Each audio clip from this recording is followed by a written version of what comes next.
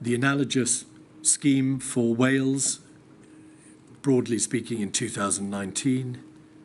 Again, you can see that all the bodies in the bottom two-thirds of the page are devolved bodies, and again the link to the United Kingdom comes through the Cabinet Office at the top. And page 14, similarly in relation to Northern Ireland.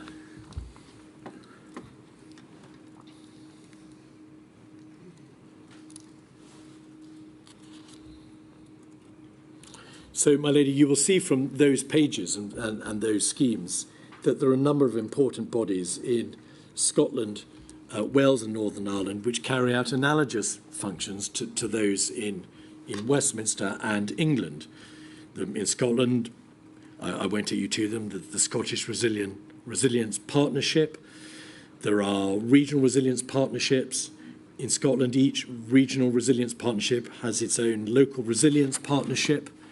There are then a number of ministerial bodies for government resilience.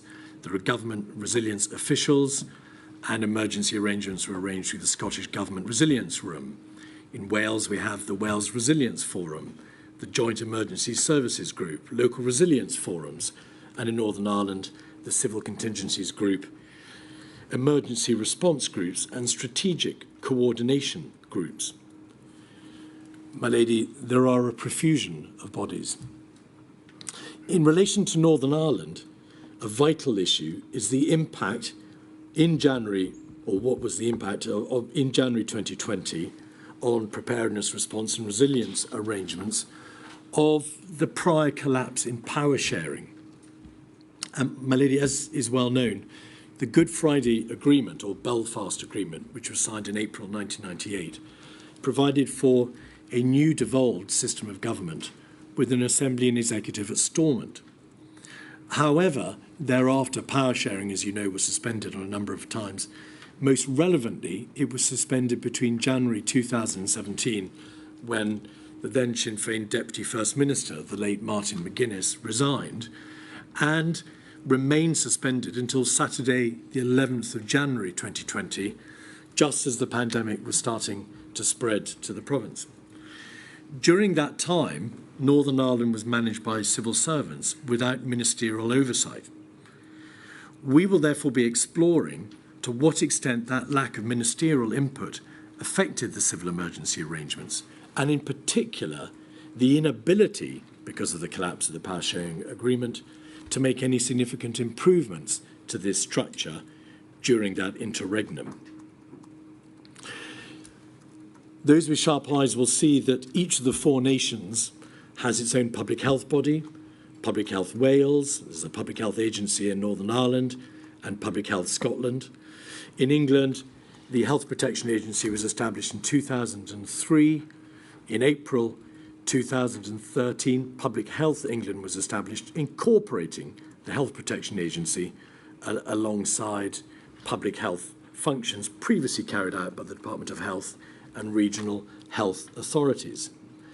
Thereafter, and it's not on the scheme because the scheme represents the position in 2020, or 2019 rather, in April 2021, the UK Health Security Authority was established, which took on parts of Public Health England, focusing on health protection, alongside the functions of NHS Test and Trace and the Joint Biosecurity Centre.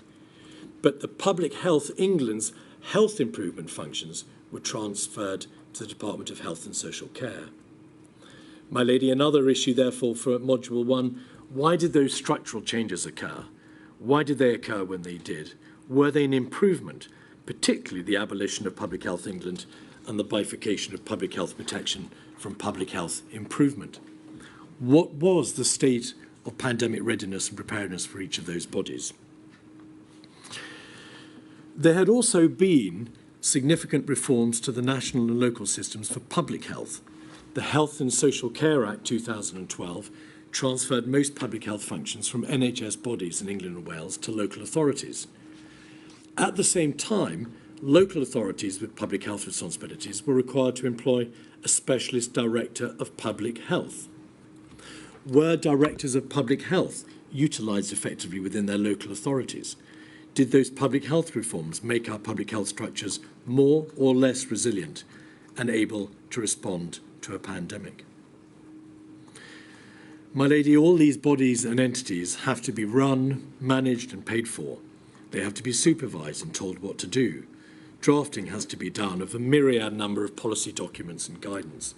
They have to be assured, which is just another word for being tested or checked. Who provided oversight as to that state of preparedness of local responders, arm's length bodies, lead government departments, other government departments? And all those processes had to be provided for, discussed, agreed and put into place. We've seen, my lady, in the written evidence that relevant bodies, committees and subcommittees within government were renamed or sometimes disbanded altogether, only for other strikingly similar ones to be set up in the immediate aftermath. One might conclude, looking at the schematic schedules, that there was a labyrinthine and confusing picture. Was it really necessary? Were there proper links between central government and local authority, not just tick-box consultation? Were there proper communications between central government and the devolved administrations that were not just dependent on the political will of ministers? So, my lady, standing back, was this civil emergency system as good as it could be? Were these structures adequate? Or was their proliferation a hindrance to the United Kingdom's response? What can you do to make this better? Turning finally to the end product of all this, how to put actual plans in place so that everybody knows actually what to do in the event of an emergency. How were those plans drawn up, checked and compared? Was there adequate testing of plans for an actual pandemic? Were the structures in place for ensuring that plans for the necessary surge in healthcare and social care provision were there, for stockpiling and distribution of PPE and mass diagnostic testing? And of course, those areas are only concerned with the health consequences of a pandemic. But a pandemic is prone to affect, as I've said, every area of public life. And so where were the plans and how adequate were they for the shielding, employment support, disruption to schools, border policy, lockdowns, and as I've said, the profoundly unequal impact of a pandemic on the vulnerable and marginalised? Lastly, the pandemic struck the United Kingdom just as it was leaving the European Union. That departure required an enormous amount of planning and preparation, particularly to address what were likely to be the severe consequences of a no-deal exit on food and medicine supplies, travel and transport, business borders and so on. It is clear that such planning from 2018 onwards crowded out and prevented some, or perhaps a majority of the improvements that central government itself understood were required to be made to resilience planning and preparedness. Did the attention therefore paid to the risks of a no-deal exit, Operation Yellowhammer as it was known, drain the resources and capacity that should have been continuing the fight against the next pandemic, that should have been utilised in preparing the United Kingdom for civil emergency? Or did all that generic and operational planning in fact lead to people being better trained and well-marshalled and in fact better prepared to deal with COVID, and also to the existence of improved trade, medicine and supply links? My lady, on the evidence so far, but it will be a matter for you, we very much fear that it was the former. One of the most important features of Module 1 will be to consider whether health inequalities were appropriately considered in the planning for a pandemic. And I leave this issue to last in reflection of the fact that it is an issue which will find its reflection through the entirety of the evidence which you have directed be called in Module 1. The inquiry will look at how the lives of different types of people with different experiences were regarded by those with the duty of protecting them. For each of the decision makers, the civil servants, and those tasked with the responsibility of preparing our systems, were social and clinical vulnerabilities considered by them at all? When the emergency plans were drawn up, did they have regard to the social inequalities and health inequalities which would undoubtedly be exacerbated by the outcome of that planning? The evidence will reveal the reality to that question. So, my lady, there is a great deal to cover. I think I have said quite enough. You will hear now opening statements from counsel representing the Module 1 core participants, and then we will turn to the evidence and the witnesses whom Kate Blackwell, King's Counsel, and I will then examine. Thank you very much indeed, Mr. Keith. Mr. Weatherby.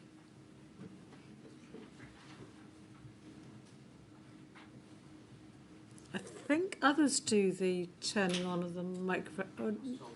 Oh, really? Okay. Sorry to interfere. You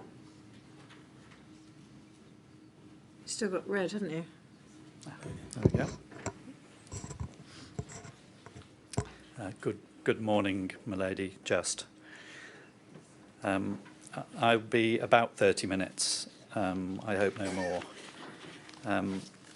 On the 8th of June of 2015, then Prime Minister David Cameron gave a speech to the G7 in Bavaria.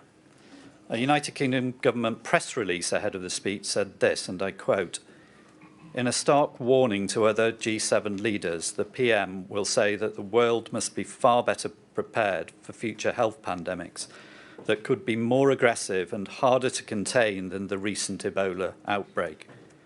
Experts have warned that lessons must be learnt from what happened.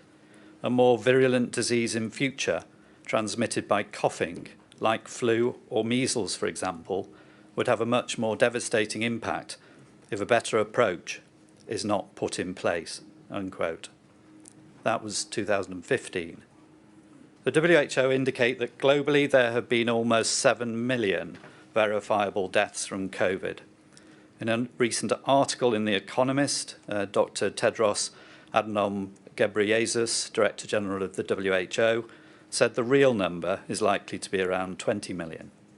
Less than 5 years after Mr. Cameron's speech, a virulent disease transmitted by respiratory means had arrived and caused devastation around the world. The bereaved families would like to know, had the better approach that Mr. Cameron spoke about been put into place in the United Kingdom?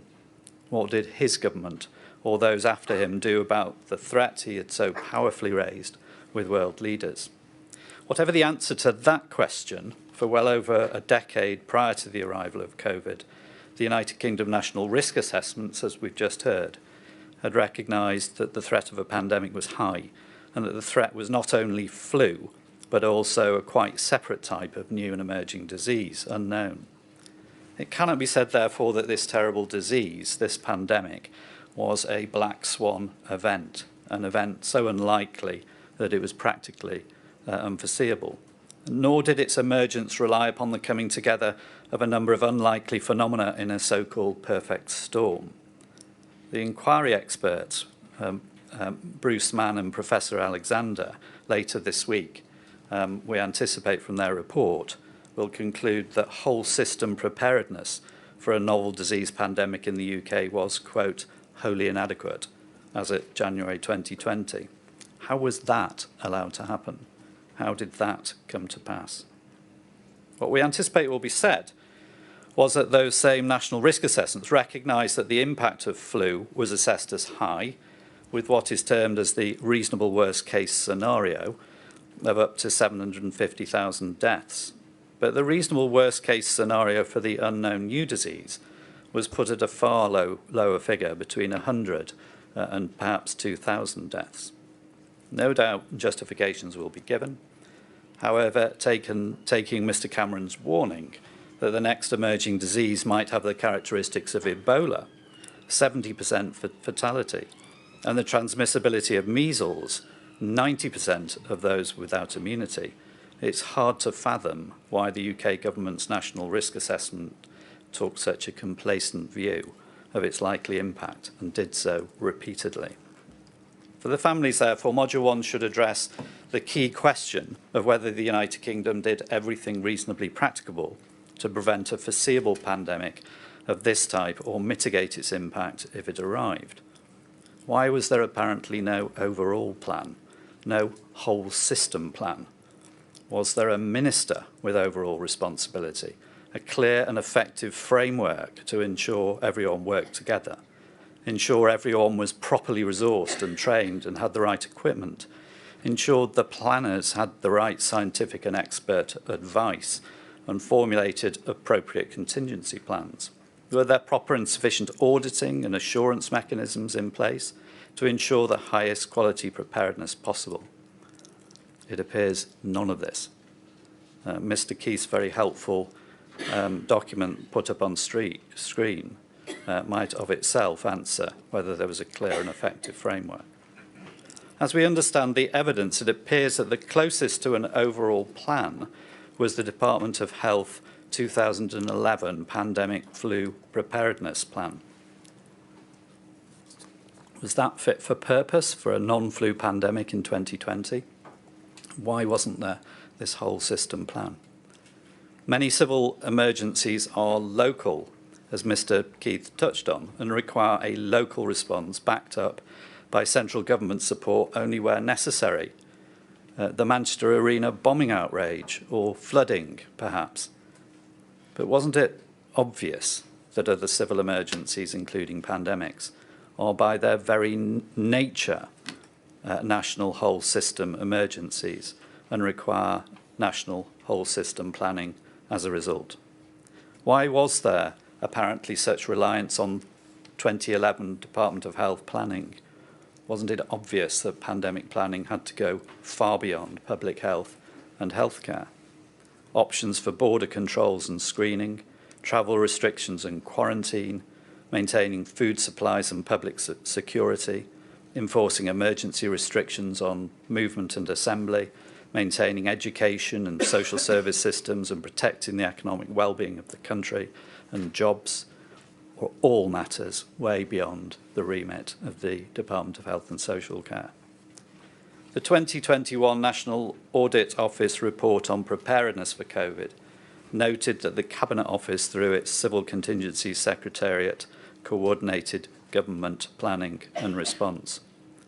It found no evidence that there was a consensus on the so-called risk appetite of the government across departments, which means the level of impact the government would deem an acceptable outcome from the particular risk. Indeed, the same report notes that the Cabinet Office told the National Audit Office that the government's risk appetite had changed as the pandemic arrived on our shores, meaning that it lowered the threshold for the health and societal impact of the pandemic that it deemed acceptable. How, the families ask, was there coordination of relevant government departments if they were working to different agendas? Why, the families ask, would planning be done on one basis and then response on another? In fact, the same report indicated that a cross-government working group review in February and March 2020 rated more than 80% of the plans as being unable to meet the demands of any actual incident. And it also noted that the Cabinet Office did not have the remit to carry out oversight or assurance over lead or other government departments. So no central government responsibilities, a coordinating secretariat within the Cabinet Office which actually had no oversight or assurance remit or powers, and different government departments working to different agendas and acceptable outcomes.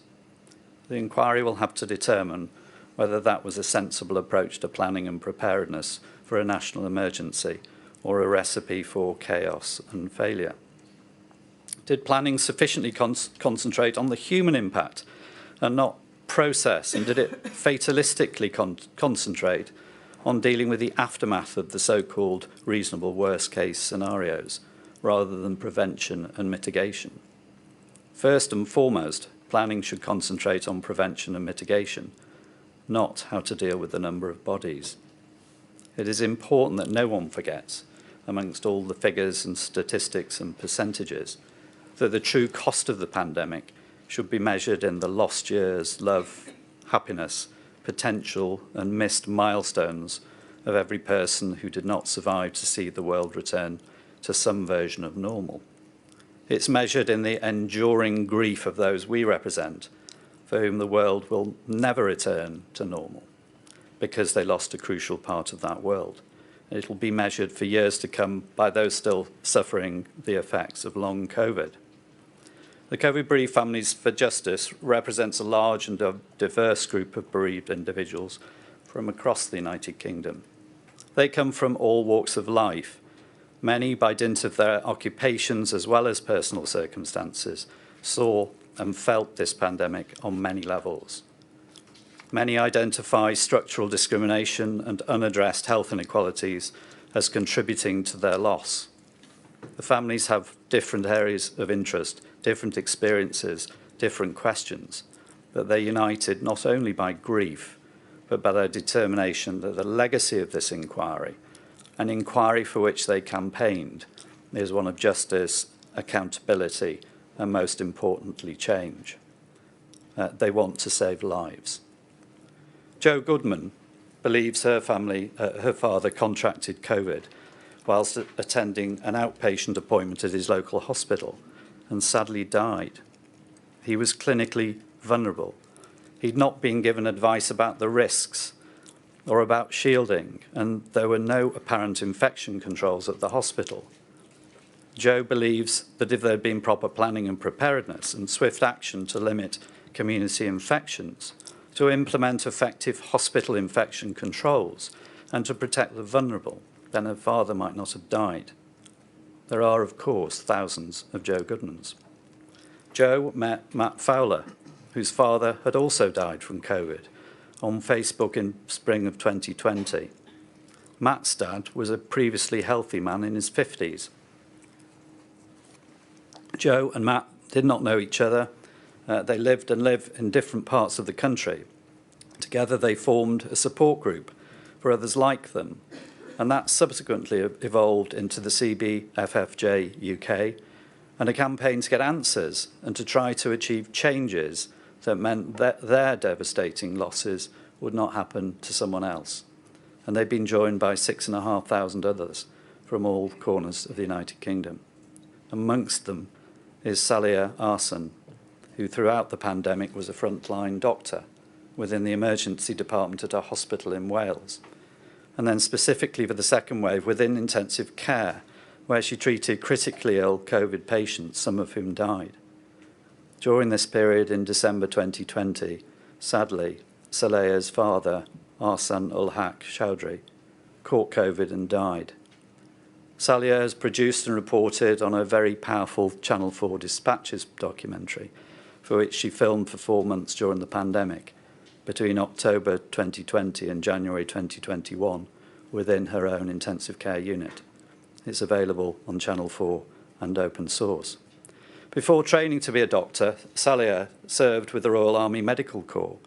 She contrasts the state of preparedness in the British Army, which incorporates robust regular training, the putting on, taking off and being operational in protective suits, including respirators, with the state of preparedness she experienced in the NHS, where no such training in PPE took place throughout her years at medical school and during her subsequent 14 years as an A&E doctor. Salia is one of 6 siblings, 5 doctors and a pharmacist. They work in different parts of the UK. In all their individual years of practice, none of them has had any such training in PPE. Neither Salia or her siblings were ever party to, involved in, or made aware of any preparedness training or learning from exercises such as Cygnus, Cygnet, or Alice.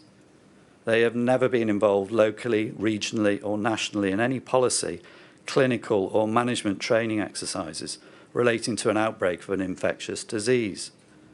Salia asks why, when the merits of clinical practice in protective clothing, training, exercising, and awareness of emergency plans for frontline medics and essential service workers are all well known and documented. A disproportionate number of the CBFFJ families are, sadly, from black and brown communities whose loved ones died, often as frontline health or social care staff, doctors, cleaners, carers. Others' loved ones were transport workers or worked in the gig economy. They want to know if structural racism or the disproportionate effects of a pandemic on ethnic minority communities was considered as a part of preparedness and planning, never mind the response to the pandemic, and if not, why not? Jean Adamson's father died in a care home to which patients were transferred from hospital without testing. Jean is a consultant who has worked in the area of social care governance for many years and has been an advisor to the Care Quality Commission and has first-hand knowledge of the lack of contingency planning in the sector. Amongst her questions are why were there no or insufficient plans to prevent the transmission of COVID between homes due to the use of agency workers and transfers between homes and hospitals without testing? Where was the protective ring around care homes as claimed by the former Health Secretary Matt Hancock? Kim Nutt, the partner of an ambulance care assistant, wants to know why he was not supplied with sufficient PPE or proper guidance as to what protective equipment he should wear. The necessity for proper guidance, stockpiles, and surge supply of basic equipment should have been obvious if there had been proper preparedness. John Sullivan's daughter lived with a serious disability. He witnessed the lack of any planning to protect her as a disabled person, and to the contrary, he is concerned that a treatment triage tool may have taken account of her disability in a discriminatory way. He wants to know what planning and preparedness there was to protect people especially vulnerable through disability, and what regard, if any, there was for combating the effects of structural discrimination against disabled people. Councillor Sarah Butikofa was the leader of a district council in Norfolk throughout the pandemic and as a bereaved family member. She witnessed firsthand the lack of resourcing and the complete lack of guidance or clear policy from central government relating to multiple issues, such as PPE supplies, lockdowns, vulnerable adult care arrangements, food supplies, and multiple other non-pharmaceutical interventions. She questions where was the central responsibility for planning and preparedness, and why was there insufficient resourcing? I could, of course, go on, but I'm sure everyone understands these are real and raw issues for the families. There are, of course, many, many others. Barbara from South Wales, Martina from Northern Ireland, Ian from Scotland. That is why they've asked you to hear some of their stories within the hearings, to evidence and illustrate the apparent lack of proper planning and preparedness across many sectors. That's why so many of them have stood outside this building today, holding photos of their lost loved ones, to highlight that their stories must not be forgotten. Essentially, the inquiry has to address three questions. What happened, what went wrong, and how do we ensure that everything reasonably possible is done to prevent it happening again? 3 words: facts, accountability, change. From that perspective, the family suggests that the fundamental topics within the scope of Module 1 are 1, at a UK level, who had responsibility for civil emergency resilience, preparedness and planning? Where did the buck stop? 2, who was responsible for assessing the risk of a pandemic such as COVID and its likely impact, and how was it done? What was that assessment, and was it as accurate as it should have been on the available evidence? Was the methodology and evidential basis in the public domain? Was it properly scrutinised and challenged? 3, why was there no whole system plan to prevent such a pandemic or mitigate its effects? Who was responsible for such national planning as there was? Did it take proper and sufficient account of all relevant scientific advice? And did it effectively integrate the individual plans of lead government departments and others? 4, was that planning and preparedness optimal? Was there sufficient understanding of it amongst leading policymakers, including ministers? Was pandemic planning effectively communicated to frontline essential services and the general public? Was it sufficiently resourced? Was there appropriate exercising and training? Was there sufficient engagement with communities and proper consideration of issues of discrimination and vulnerabilities?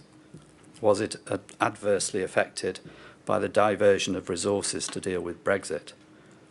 Was it affected by political reservations about the WHO or other international bodies, including those in the EU? 5, in terms of the civil emergencies framework, were the responsibilities on central government clear? Indeed, as we've heard, were there any such responsibilities on central government, or was the framework strikingly deficient in that sense? Was there integration of central and local emergency planning and auditing and assurance so as to ensure an optimal and joined-up response? What framework was there to ensure that the UK government and each of the devolved administrations integrated their approaches? Was there a persistent failure across government to identify, learn and improve on responses to crises, as referred to in the 2022 Internal Government Crisis Capabilities Review? 6, to what extent were the citizens of Northern Ireland disadvantaged by the lack of statutory duties on the equivalent of Category 1 and 2 responders in Northern Ireland? Why did that gap exist at all? 7, was there a culture of secrecy surrounding civil emergency planning and preparedness? Did this include scientific advice, in particular from SAGE, and publication of results and lessons learned from a number of pandemic exercises? In our written submissions, we reference advice given to Matt Hancock, former Health Secretary, that publication of Cygnus would lead to criticism of lack of preparedness, a reference which we say is significant in illustrating this issue.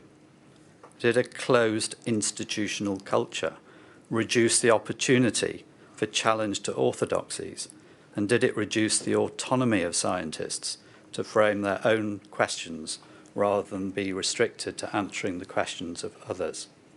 Did a closed culture promote or fail to counteract structural discrimination or to consider health inequalities?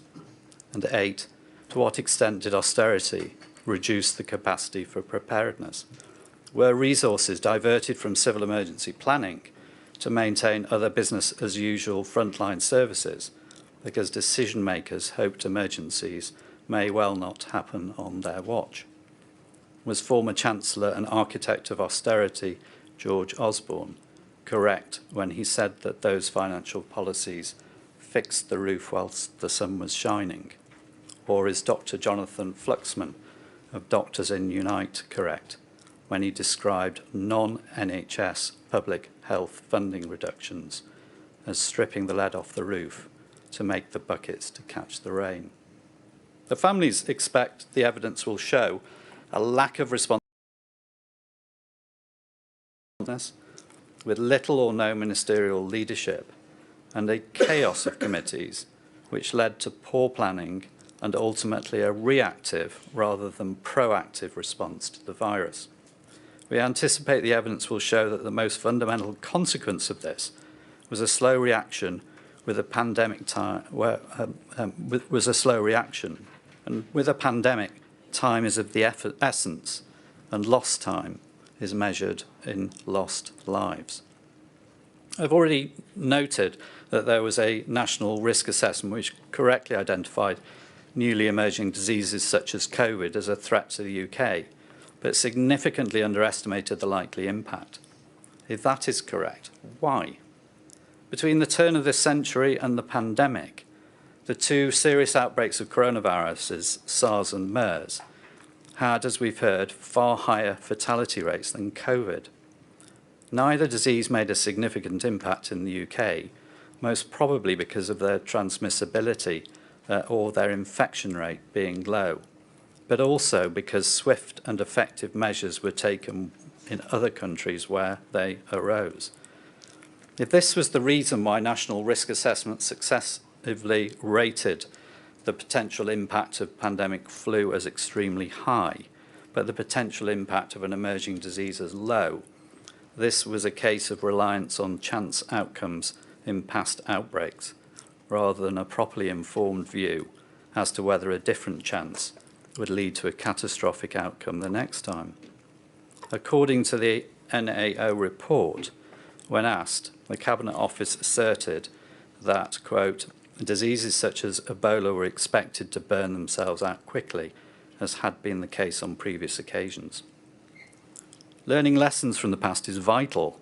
Fighting the last war rather than planning for the next one is a fundamental mistake. There is no scientific evidence of an inverse relationship between virulence and transmissibility. David Cameron seems to have understood that in 2015, and indeed it's a fact expressly stated in the 2011 pandemic flu plan itself. Why then did ministers, including Mr Cameron, and scientific advisers not challenge the narrative in successive national risk assessments that an unknown emerging disease would likely be of relatively low impact and cause a low number of fatalities? That's an important question with which the inquiry will have to grapple. If there had been actual ministerial responsibility for civil emergency preparedness, and if there was actual central government departmental responsibility rather than this apparently ad hoc coordination role within the Cabinet Office, might there have been greater challenge and scrutiny?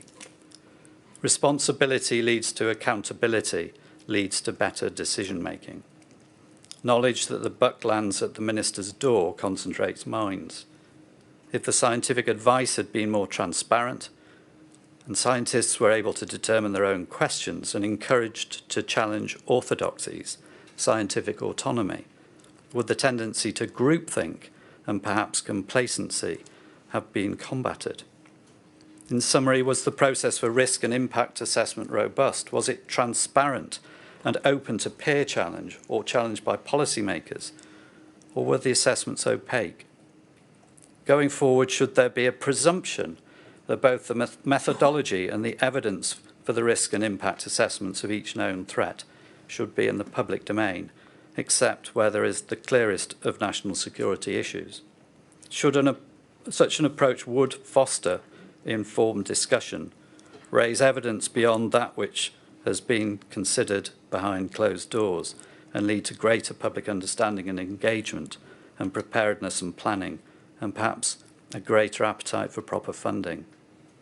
The inquiry will have to consider whether the labyrinthine risk and impact assessment processes were a sensible tapestry and finely tuned operation, or whether in reality it was a hodgepodge arrangement, more colander than coherent framework.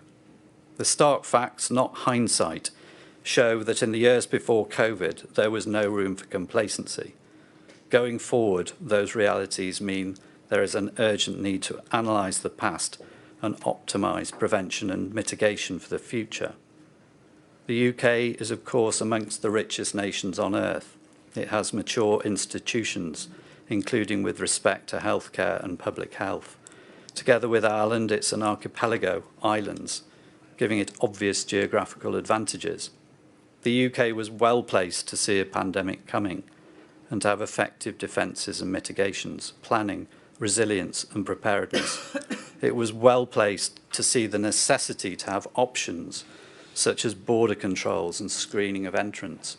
It was well placed to have learned the importance and methodologies of test and trace used so effectively by other nations, in particular in Southeast Asia, and for other non-pharmaceutical interventions, including masks, restrictions on mass assemblies, travel, lockdowns, all to be used intelligently and proactively, which crucially in this context means early. Was a lack of incorporation of these measures into planning and preparedness responsible for them being deployed later than was necessary? The families have no doubt this is the case. The UK was well placed to have good plans for PPE stockpiling and surge manufacturing, and supply of the same and other things such as oxygen and medical equipment? Why was the availability of PPE in particular so deficient? If we're right that the use of these measures should have been learned from recent coronavirus history, and indeed recent history of flu, Ebola and other diseases, were there actually any UK plans for each of them? Was there resourcing? If so, were the plans and resourcing adequate? Or was the UK always one step behind, prevaricating, dithering, delaying and hoping for the best, reacting rather than acting proactively to save lives, minimise disruption and protect communities and the economy? As has been outlined, so far as we understand the position, the Civil Contingency Secretariat within the Cabinet Office liaised with the lead government departments who owned each risk identified on the risk assessment, because the particular risk fell within their area of responsibility. Those lead government departments were expected to have plans for those risks. We do not doubt that it was sensible for the Department of Health to have had a plan for a pandemic for obvious reasons. For equally obvious reasons, that plan should have been integrated into our whole system plan, or at least fully coordinated with the plans of multiple other relevant departments and agencies. There was no framework requiring that to happen, and it was beyond the responsibility of the Cabinet Office, whose remit was coordination and liaison. To the families, that seems to have been a fundamental failure. There are commonalities to civil emergencies as well as differences. If a minister and department had responsibility for civil emergency preparedness and planning, or even a statutory agency, then it would be responsible for whole system plans for each identified threat, incorporating the planning not only of the lead department, but all the others. There are similarities with JESIP here, the Joint Emergency Services Interoperability Principles. A whole system response can work only if each relevant department, each responder, each agency knows not only its own role, but also that of others. Interoperability fails without clarity, joint plans, adequate resourcing, training and exercising. At the local tier level, interoperability between agencies occurs through the local resilience forums that Mr. Keith touched upon. Joint plans, training and exercising. Why is there no such framework for central government or between central government and the local tier? We'll learn, no doubt, that there were efforts to coordinate across government through a myriad of committees. No doubt we'll be told that there was learning and changes made beyond the 2011 pandemic flu plan, but we urge the inquiry to drill down into what those produced in reality. We do understand from the evidence that there was a realisation that the 2011 planning strategy needed updating, and a pandemic flu preparedness board was established, but its work was stalled because of the preoccupation with readiness for Brexit, and it appears few real changes were made. Is the reality that by January 2020, despite this realisation that there was a need for change, there was an absence of action, an absence of planning, which would have allowed the UK to react swiftly, leaving government to largely make up the plan as it went along once COVID arrived? Finally, what might such a whole system plan have looked like? Taking the 2011 plan as a starting point, given the experience of MERS and Ebola and a number of exercises that had taken place since, we might have expected a plan which said more than the bare assertion in the 2011 plan that it could be adapted for non-flu outbreaks. Some aspects of a modern pandemic plan perhaps write themselves: early genomic sequencing to enable development of tests, and establishing immediate vaccine and antiviral research and development, and ensuring manufacturing and laboratory capacity for both testing and vaccines, once available, would be most obvious. Some of these aspects may have been progressed well in this pandemic, although it's less than clear that this was due to government or indeed planning. and we anticipate that there were aspects of testing, rollout and capacity which was seriously inadequate. But a whole system plan should also recognise that a newly emerging disease might have different modes of transmission. It might have different longevity of contagion, and it might be transmissible asymptomatically. The plan would therefore require a range or menu of options, as proved effective particularly in Southeast Asia long before 2020. In some respects, the plan would plainly need to be multi-departmental or multi-agency. Screening at airports would need interoperability with airport authorities and the border force, as well as public health facilities. Restrictions on assembly would need legal changes and policing, shielding the vulnerable, combating disproportionate effects due to discrimination, and protecting education and social services provision will necessarily involve interoperability. A whole system plan would also include PPE procurement and stockpiling and surge supply of equipment and oxygen, antiviral and vaccine development. It would include economic resilience and securing jobs, which required treasury planning and plans for securing food and energy supplies and distribution.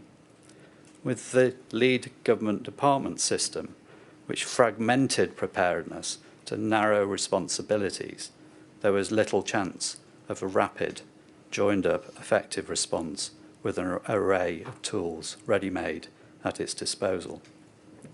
In conclusion, you will be told by some politicians that austerity put the UK in a good place to respond to the pandemic, but experts will point to its effect on public health and local authority resilience funding. The inquiry will learn also of what happened to health inequalities concurrently with these cuts and reasons why the widening of such inequalities might have occurred as a result. We anticipate some senior civil servants will defend the civil contingencies framework and argue that in fact it worked well.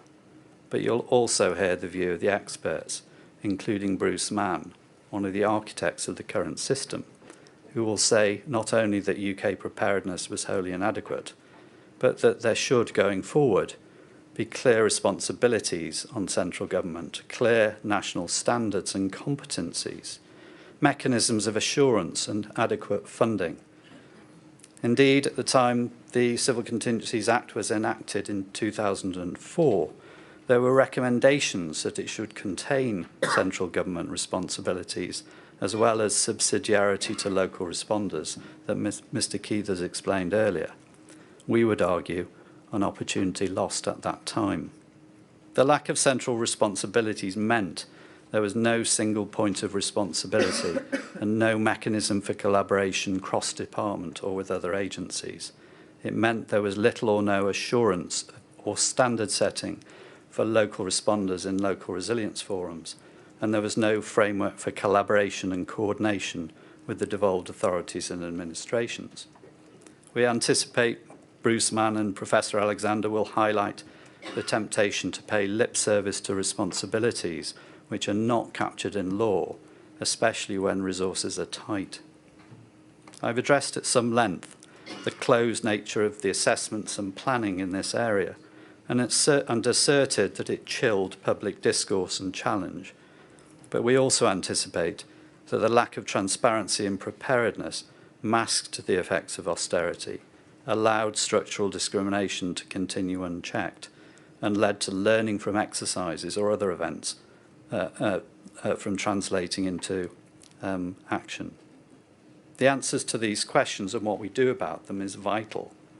If the last 3.5 years have taught us anything, proper planning, adequate resourcing, and swift action saves lives. From the family's perspective, it appears that the UK had none of those three things. They want to know why, and they want it to change. Thank you very much indeed, Mr. Witherby. I'm very grateful. Mr. Lovery.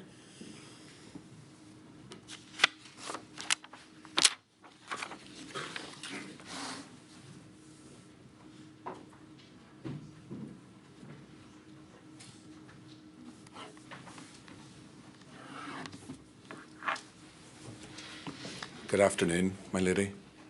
At this stage, your ladyship knows, but for anybody else watching, that I represent the Northern Ireland COVID-19 Bereaved Families for Justice. And in an approach to this, which may find some model in some part of the findings of the inquiry in the future, we've adopted a joined-up and coherent approach to making our oral and written submissions. So your ladyship will see that we have produced a joint document, and I commend the submissions of Mr. Weatherby to the inquiry and to you, my lady. It is obvious. I represent the Northern Ireland bereaved families who lost loved ones, young and old, in a variety of circumstances, including care homes, hospitals, and the community. Our families, my lady, have been impressed by the robust approach that you and Mr. Keith and his team are taking.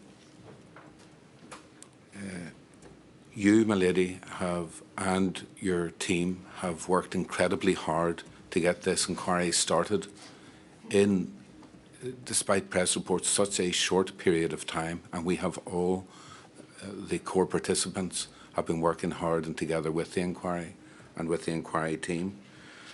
And from what was said by Mr. Keith already this morning, we know that he has, and you have, my lady, been listening to the submissions that have been put in writing so far and are considering those very carefully. And our families have faith that this inquiry will yield the results which they search for. You know, my lady, that this inquiry isn't simply about taking a robust approach to individuals such as former prime ministers. It's not a criticism. It's not an inquiry which will deal with personal criticisms necessarily of those individuals. But of course we know that no individual is going to stand and no government department is going to stand in the way of progress of this inquiry. This inquiry, as my clients know, is about the impact, and this module about the impact the lack of preparedness had on them and on society as a whole. And as I said, we are here to support you, my lady, in your task in finding out, in particular for our families from Northern Ireland, was Northern Ireland prepared? What lessons for the future can be learned? And should anyone or anybody be made accountable? And there are three areas I just want to look at briefly in the Civil Contingencies Act, which Mr. Keith already referred to, some science and some of the politics involved. A large part of the Civil Contingencies Act 2004 did not actually apply to Northern Ireland. And the problem was not just the devolution scheme, but that in 2004 the Executive and Assembly were in suspension. Northern Ireland was under direct rule from Westminster, and the 2004 Act did not confer duties upon Westminster ministers, including those with direct rule powers in Northern Ireland at the time. There was no equivalent devolved legislation ever introduced, despite this being a key recommendation of the Cygnus report, and despite the Northern Ireland Secretary of State, the Northern Ireland Secretary of State's expectation in 2005 that Northern Ireland would have, quote, a similar level of protection for its citizens as experienced elsewhere. The statutory obligations pertaining in Northern Ireland were, in contrast to the rest of the UK, were mere guidance, my lady. The lack of cohesiveness is plain from the statement of Ms Allen from the Association of Local Authorities in Northern Ireland.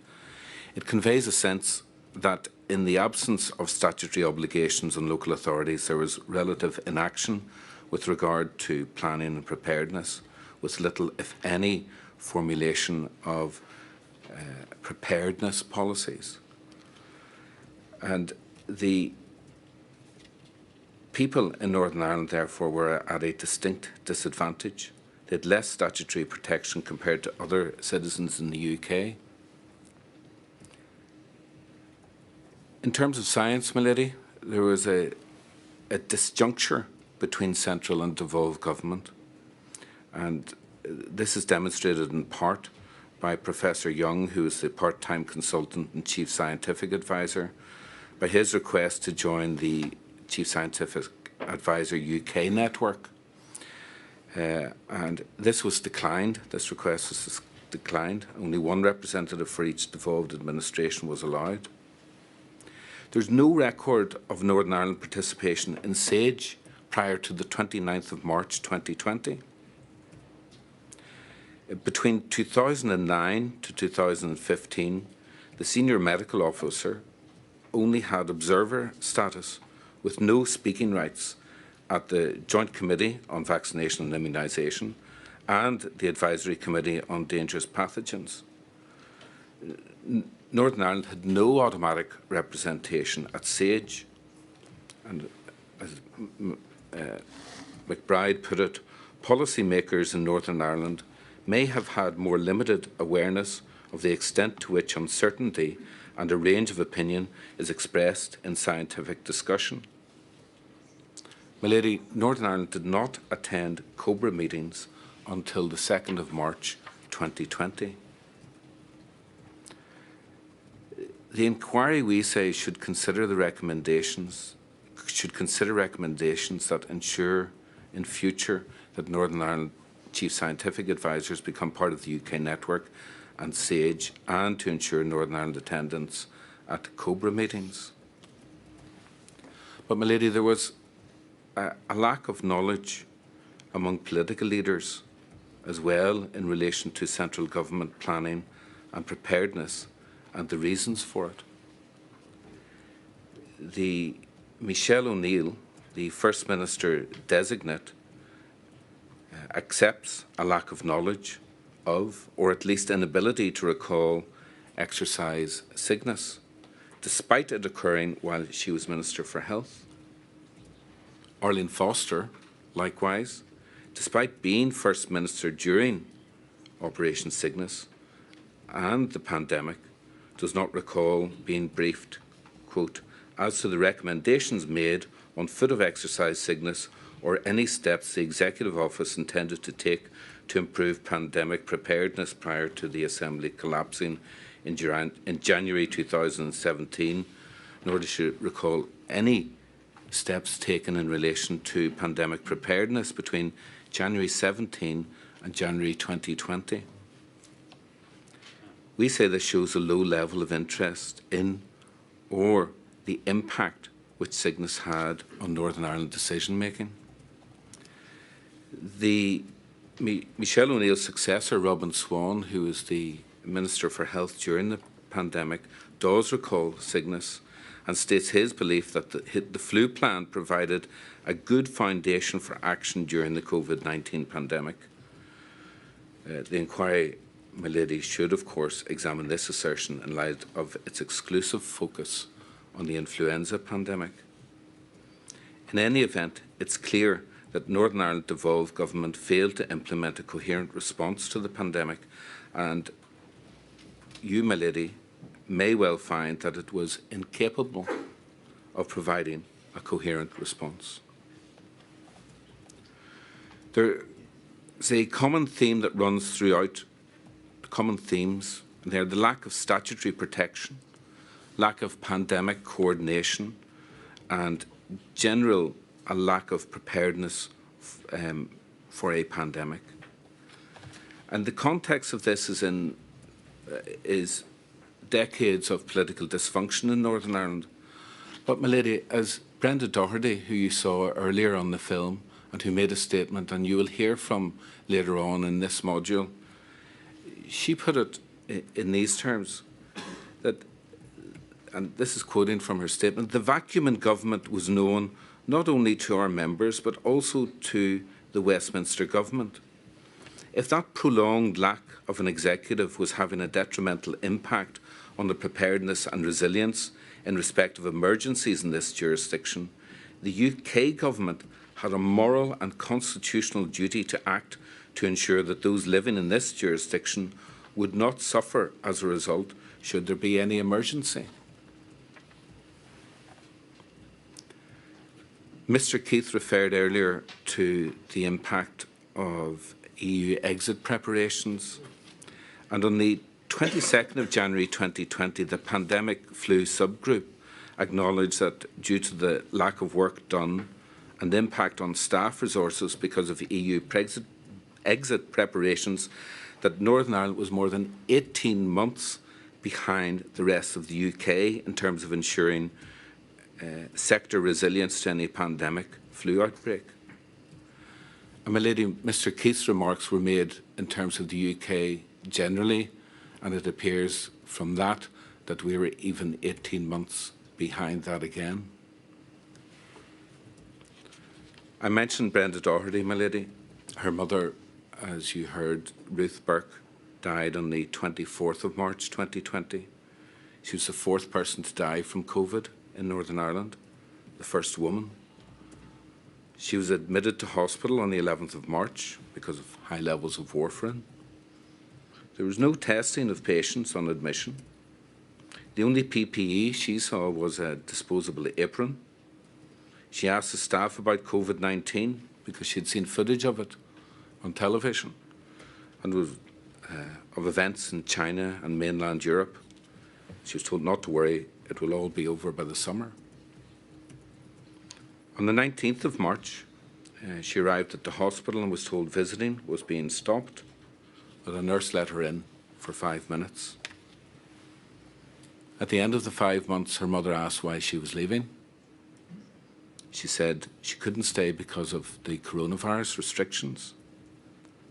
She told her mum that she'd be home soon and that they all loved her. She waved bye-bye, and that was the last she saw of her mother. On the 23rd of March, she made a phone call to the hospital, but was told that only limited information could be given on the phone.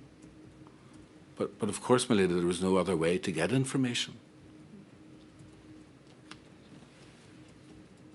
Half an hour after that, the Prime Minister announced the lockdown restrictions. She then later received a call asking if she agreed to no unnecessary intervention in relation to her mother. And she thought, is she going to make it? Can the family be there? And she was told no. 12 hours later, she received a phone call to say that her mother had passed away without any of her family being by her side. There was, as she said, my lady, no coming home, no seeing her in her coffin, no laying out of her clothes for her to be laid to rest in. The funeral she described, she waited outside locked cemetery gates for the hearse to arrive. There was no carrying of the coffin.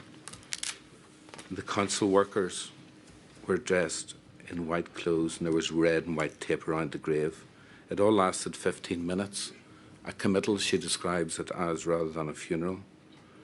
And afterwards, they all walked back separately to their own houses.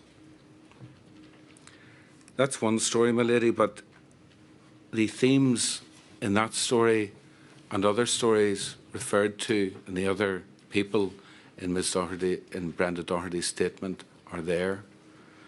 And then the themes of lack of communication, that not only did these people suffer the death of their loved ones from COVID, and in high proportion the elderly and the vulnerable, people who should have been protected. And like so many others, her mother was given COVID in hospital. Preparedness should be meaning the protection of the most vulnerable from death, but also preparedness ought to have contemplated, prepared for, and prevented unnecessary or disproportionate dehumanising, re-traumatising restrictions. So many of our families, my lady, are picking up the pieces from this clinical estrangement in the final phase of their loved ones' lives. No wake, human remains treated like toxic waste. My lady, preparedness and resilience is not just about science. It's about anticipating and minimising the holistic overall impact of a pandemic and its containment and eradication, the impact of that on human beings. My lady, our families know that there's no other person better equipped and suited with the forensic expertise and compassion to deliver the truth for the families of what happened, both in this module and the modules to come. Thank you very much for listening to us today. Thank you very much indeed, Mr. Avery. Made some very important points. Thank you very much. I shall break now and return at 10 past 2. Sorry? I think we may have to reconvene at 2, only because we've got quite a number of openings to get through. Okay, very well. Sorry, completely misreading the clock. Forgive me, everybody. Return at 2 o'clock.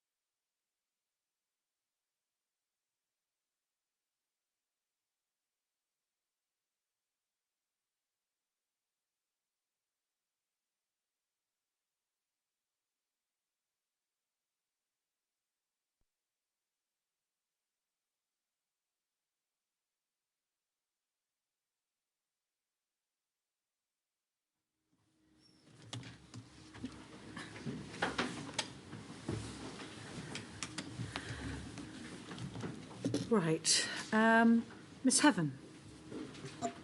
Good afternoon, my lady. Good afternoon. I represent the COVID-19 bereaved families for Justice Cymru. As you know, we've submitted detailed written submissions which we understand will be published on the inquiry's website today. The Cymru Group is dedicated solely to campaigning for truth, justice and accountability for those bereaved by COVID-19 in Wales. The Cymru Group is led by Anna Louise Marsh-Rees, Sam Smith-Higgins and Liz Grant, and it's guided by the concerns of its bereaved members across Wales. It is committed to giving a voice to all of those in Wales who are bereaved due to COVID-19 and to ensuring that there is proper scrutiny of all government decision-making relevant to Wales, including those decisions made in Westminster and by the Welsh Government in Wales.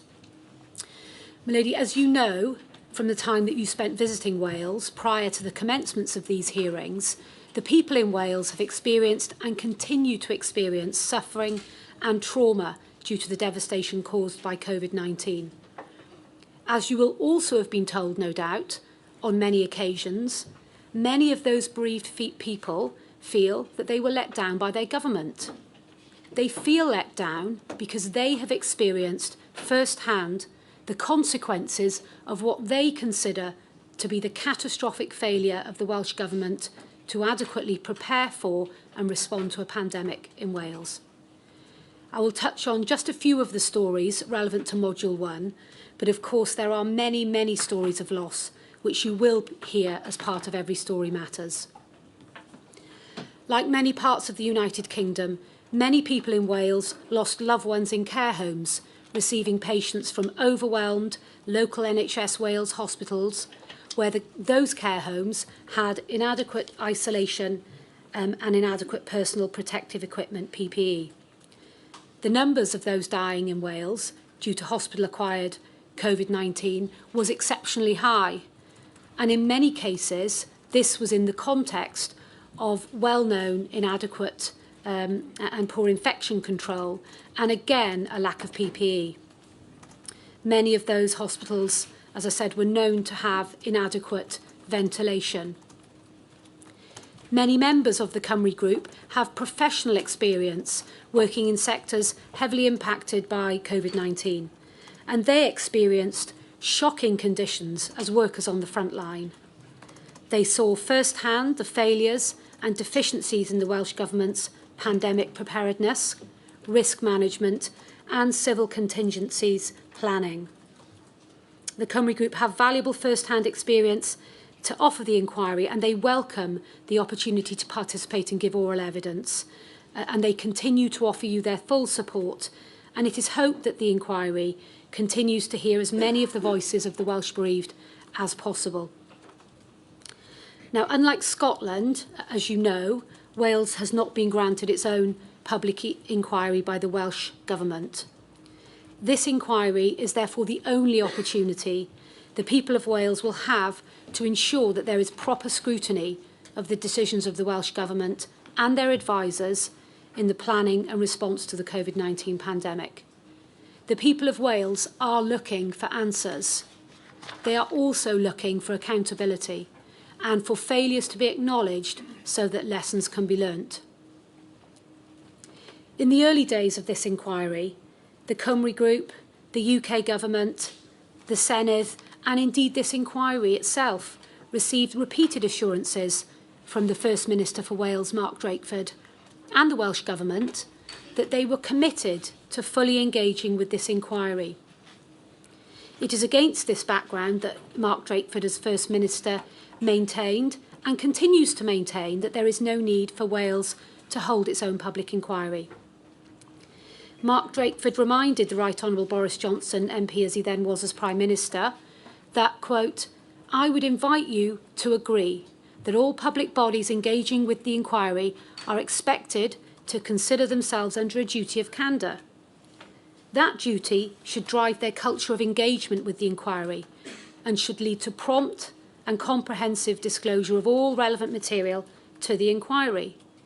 A duty of candour should also guide the way public body witnesses should approach the inquiry." The Cymru Group do therefore formally wish to say today that they are very disappointed by what they consider to be the inadequate response and engagement by the Welsh Government with this inquiry in Module 1. In earlier hearings, core participants were told by your counsel to the inquiry, Mr Keith Casey, about the fact that the Welsh Government had submitted first statements containing assertions which were not supported by documentary evidence.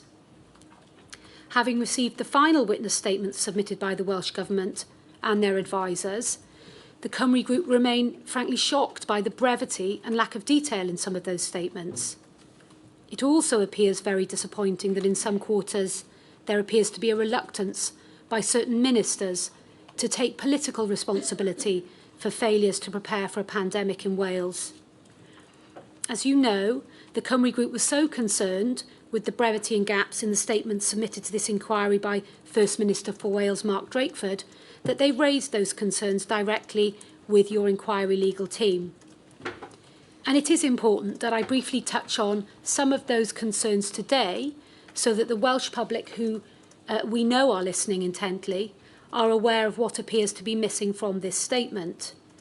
In outline, Mark Drakeford's statement is exceptionally brief, and it only deals with the period of pandemic preparation for when Mark Drakeford was appointed as First Minister for Wales in 2018. Crucially, it fails to cover in any detail the extended period from 2009, when Mark Drakeford was involved in health and local government policy, both as a special advisor to the First Minister and a Minister of the Welsh Government. And crucially, it fails to mention that as First Minister for Wales from December 2018 to the current day, Mark Drakeford is head of and responsible for oversight over pandemic planning in Wales as the chair of the Wales Resilience Forum. The statement provided by Carwyn Jones, who of course is a former First Minister of Wales from 2009 to 2018, so that's 9 years, which are clearly within the remit of this inquiry, contains just over 4 pages on pandemic planning. My lady, on any view, these are fundamental and significant omissions which leave this inquiry and the bereaved in Wales at this stage with a significant gap in fully understanding the state of knowledge and decision-making and ultimately political accountability in relation to pandemic planning in Wales. It is hoped, therefore, that moving forward there will be a full commitment from the Welsh Government to provide complete and timely disclosure and to providing as much detail as possible on the questions that you ask witnesses in your Rule 9 requests. Now, the Cymru Group consider that the critical questions that the inquiry must closely scrutinise in relation to Wales are as follows. What did the Welsh Government know and not know in the period under consideration by the inquiry? What should the Welsh Government have known, and what different and better decisions could have been taken by the Welsh Government and their advisers? The Cymru Group consider that the following propositions appear even now reflected in the evidence before this inquiry, and we have addressed these in much more detail in our written opening submissions. The Cymru Group consider that pandemic planning in Wales was the responsibility of the Welsh Government and not the UK Government. For the avoidance of doubt, it seems to the Cymru Group that the First Minister for Wales had ultimate responsibility and oversight for pandemic planning in Wales as chair of the Welsh Resilience Forum. The Cymru Group consider that pandemic planning, preparedness and resilience in Wales was wholly inadequate, and that includes oversight and enforcement in relation to implementing pandemic recommendations. The evidence before the inquiry, even at this early stage, reveals that the Welsh Government and their advisers had sufficient notice, knowledge and warnings of the risks to the lives of people in Wales from a pandemic, including a SARS pandemic, but that they failed to take adequate steps to prepare and build resilience. And I'll just touch upon a few examples. Whilst Wales held its own formal planning exercises, so that's Taliesin 2009, Cygnus 2014 and Public Health Wales Dromedary 2015, these exercises appear bureaucratic and merely designed to satisfy administrative requirements rather than address the substance of pandemic planning. In terms of the adequacy of that planning, Exercise Cygnus in 2014 tested the Pan-Wales Response Plan in Wales. However, the outcome document is extremely brief and makes no mention of testing for NHS Wales surge capacity, for example, PPE or RPE demands and stockpiling. There's no mention of the impact of restrictions on free movement. There's no mention of workforce resilience, just to pick out a few examples.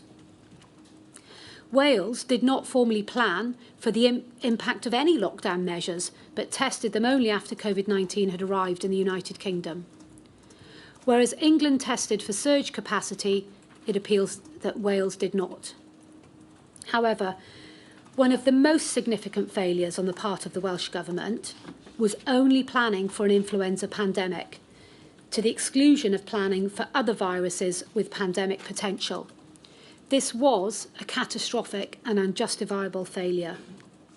Not only had the Welsh Government been warned about a very high death toll from a flu pandemic in the years prior to COVID-19, but there'd also been 2 coronavirus pandemics in the 21st century, SARS and the Middle East Respiratory Syndrome.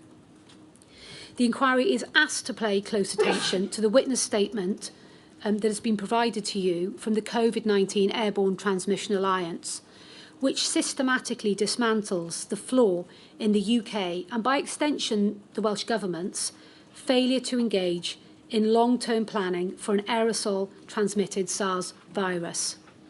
The Cymru Group endorse and support the crucial work and analysis that has been carried out by the COVID-19 Airborne Transmission Alliance.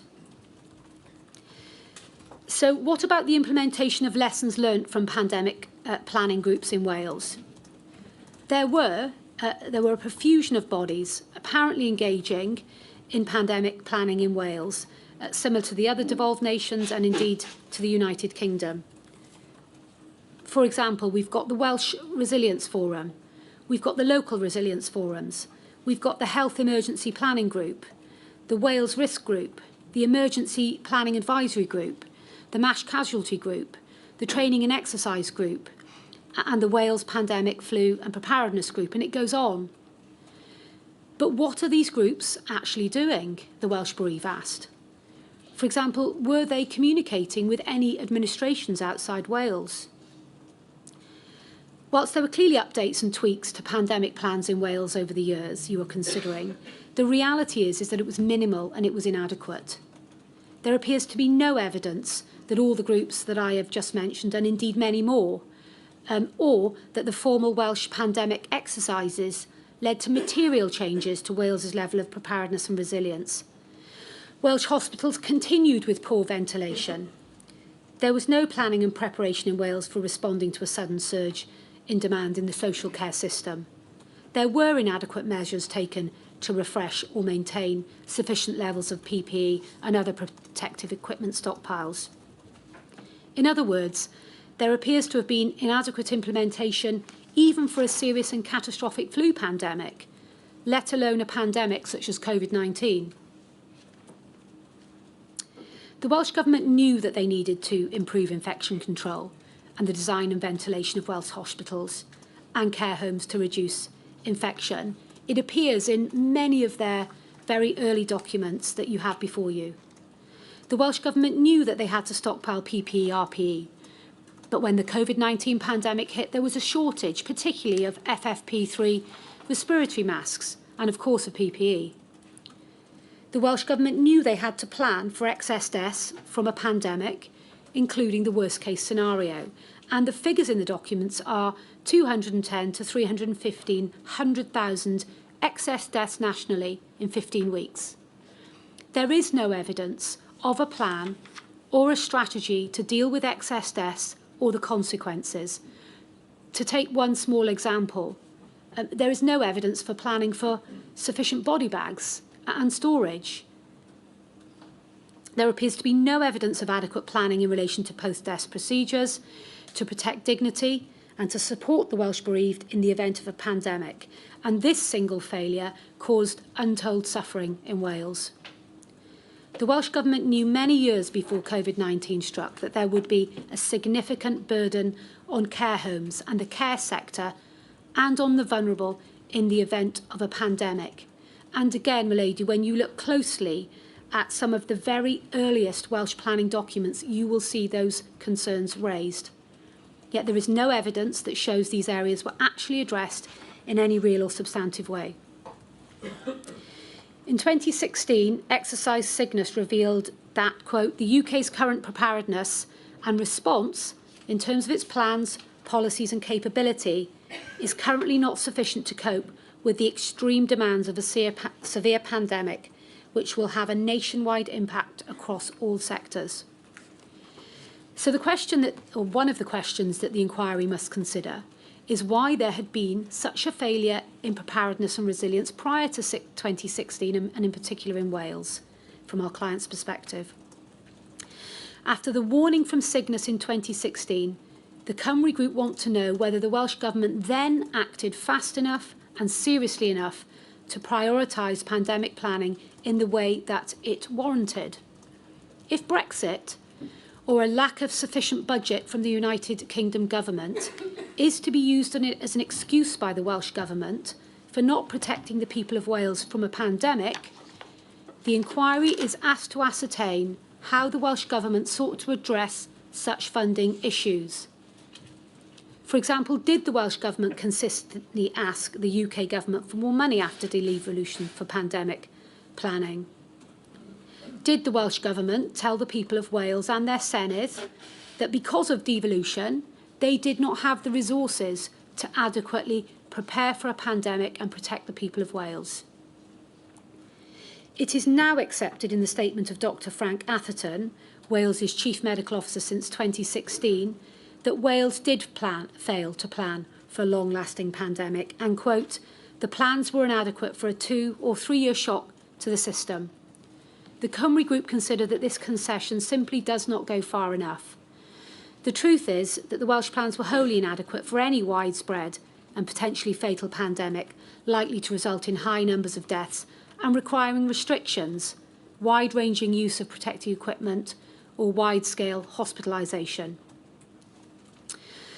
So the question is, why did this happen? And, milady, we, and indeed you, are now beginning to see an explanation emerging in the evidence before the inquiry. If we look at implementation and oversight of pandemic-related recommendations in Wales, Reg Kirkpatrick, the Director General for COVID Coordination and from 2013, Head of Welsh Government Civil Contingencies and Emergency Planning, which of course included pandemic planning, has now told this inquiry that, quote, taking forward every recommendation has been challenging against other more immediate priorities, but we have endeavoured to turn learning into best practice where we can and change structures and processes where required for the better. Vaughan Gething, Minister responsible for healthcare in Wales, has admitted that he did not even check whether the learning from Exercise Cygnus 2016 had been implemented, but rather he states that he, quote, assumed absent any advice to the contrary or questions in the Senedd that the lessons of Exercise Cygnus had been applied. Mark Drakeford gives a similar answer in his statement to this inquiry, namely, quote, I do not recall any advice from officials that there were any reservations about the state of Wales's pandemic preparedness, nor did I recall any concerns in the Senedd being raised with me. It is deeply shocking to the Cymru Group that those with political responsibility for protecting people in Wales from a pandemic did not consider it their job to understand and check the state of pandemic preparedness and resilience in Wales. Instead, there now seems to be a distinct attempt to shift responsibility for the oversight of pandemic planning implementation onto civil servants and the Senedd. The Cymru Group consider that this gives the inquiry an insight into the Welsh Government's approach to pandemic planning in the years before COVID-19 and their willingness now to accept some responsibility for what went wrong. In terms of risks arising in the event of a pandemic, the Welsh Government knew from before and during the period under consideration by this inquiry that a pandemic was right at the top of the UK National Security Risk Register. However, those responsible for pandemic planning in Wales do not appear to have taken sufficient steps to understand and plan for the risks of a pandemic as they would present in Wales. As now acknowledged by Reg Kirkpatrick, the National Security Risk Register contained assessment which, quote, provide information at a UK level of analysis rather than one which would serve the Welsh Government. Mr Kirkpatrick now accepts that, quote, understanding threat and risk at a more disaggregated level is essential to effective preparedness. And as a result, he now explains that Wales has its own Wales Risk Register. However, risk in Wales ought to have been properly understood in detail by the Welsh Government at the time, and the Cymru Group do ask the inquiry to get to the bottom of whether or not there was in fact a Welsh risk register in place during the relevant period under consideration. The simple fact is that Wales and the Welsh Government did not have an adequate understanding of the risks posed to the people of Wales from a pandemic before and during the relevant period. And this led to much more severe consequences from COVID-19 for vulnerable groups and communities in Wales. For example, pandemic preparedness failed to take account of the acute health inequalities in Wales, distinct from the rest of the United Kingdom. And that specifically includes levels of chronic ill health and disability in the older population. Professors Bamborough and Sir Michael Marmot, in their report, indicate that pre-existing health inequalities were considered in no more than in a minimal way in the devolved administrations and even in UK pandemic planning. The Welsh Government should have sought to understand and incorporate considerations of health inequalities that existed in Wales into its pandemic planning as soon as they had the power to do so, which of course was after devolution in 1999. My lady, when you consider the explanations that will be offered to you by the Welsh Government as to why they could not fully and adequately build resilience and prepare for a pandemic in Wales, you just need to bear in mind that the Welsh Government have had 24 years since devolution to plan for such a pandemic in a way that best protected the most vulnerable and disadvantaged in our society. There are many other vitally important topics that the Cymru Group ask you to scrutinise, which for reasons of time can't be covered in detail in these submissions today. But in brief, these include intergovernmental political relations between Wales and the United Kingdom Government, the coordination between the United Kingdom Government and the Welsh Government and their medical and scientific advisors, variation in standards in the approach to planning and preparation, the investment in resilience and the resilience of people and the systems in Wales, for example, the adequacy of training, information technology and NHS Wales digitisation and data sharing. And finally, planning in relation to post-death procedures, as I've said, to protect the dignity and to support the Welsh bereaved in the event of a pandemic. So in conclusion, the Cymru Group very strongly believe that there was a failure to adequately prepare and build resilience in Wales for a pandemic, and that this caused unnecessary pain, suffering and ultimately death. Through their own experiences, the Cymru Group know only too well that in Wales there were many preventable deaths from COVID-19. The Cymru Group consider that the Welsh Government must now acknowledge what went wrong. This is vital to ensure that lessons are learnt from the experience of COVID-19 in Wales, so that when the next pandemic arrives, Welsh lives are better protected. The Welsh Government must now make a genuine commitment to long-term pandemic planning. Thank you. Thank you very much indeed, Ms Heaven. Very grateful. Dr Mitchell, KC.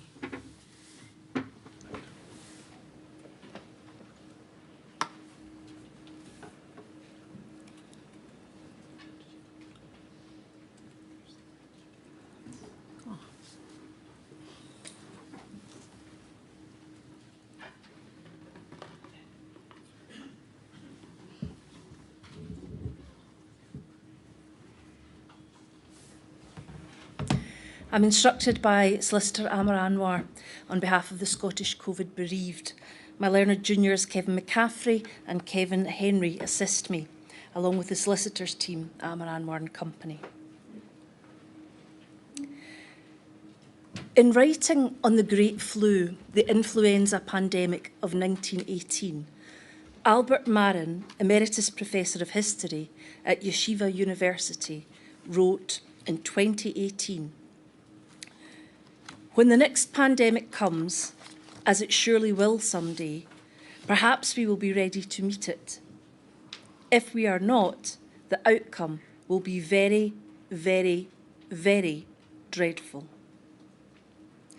The inquiry will come to hear that the UK and Scotland was not prepared, that the capacity of the UK to cope with and recover quickly from difficulties caused by COVID was diminished by years of changes to critical establishment, underfunding, cuts, failures to address inequality, and the effects of Brexit.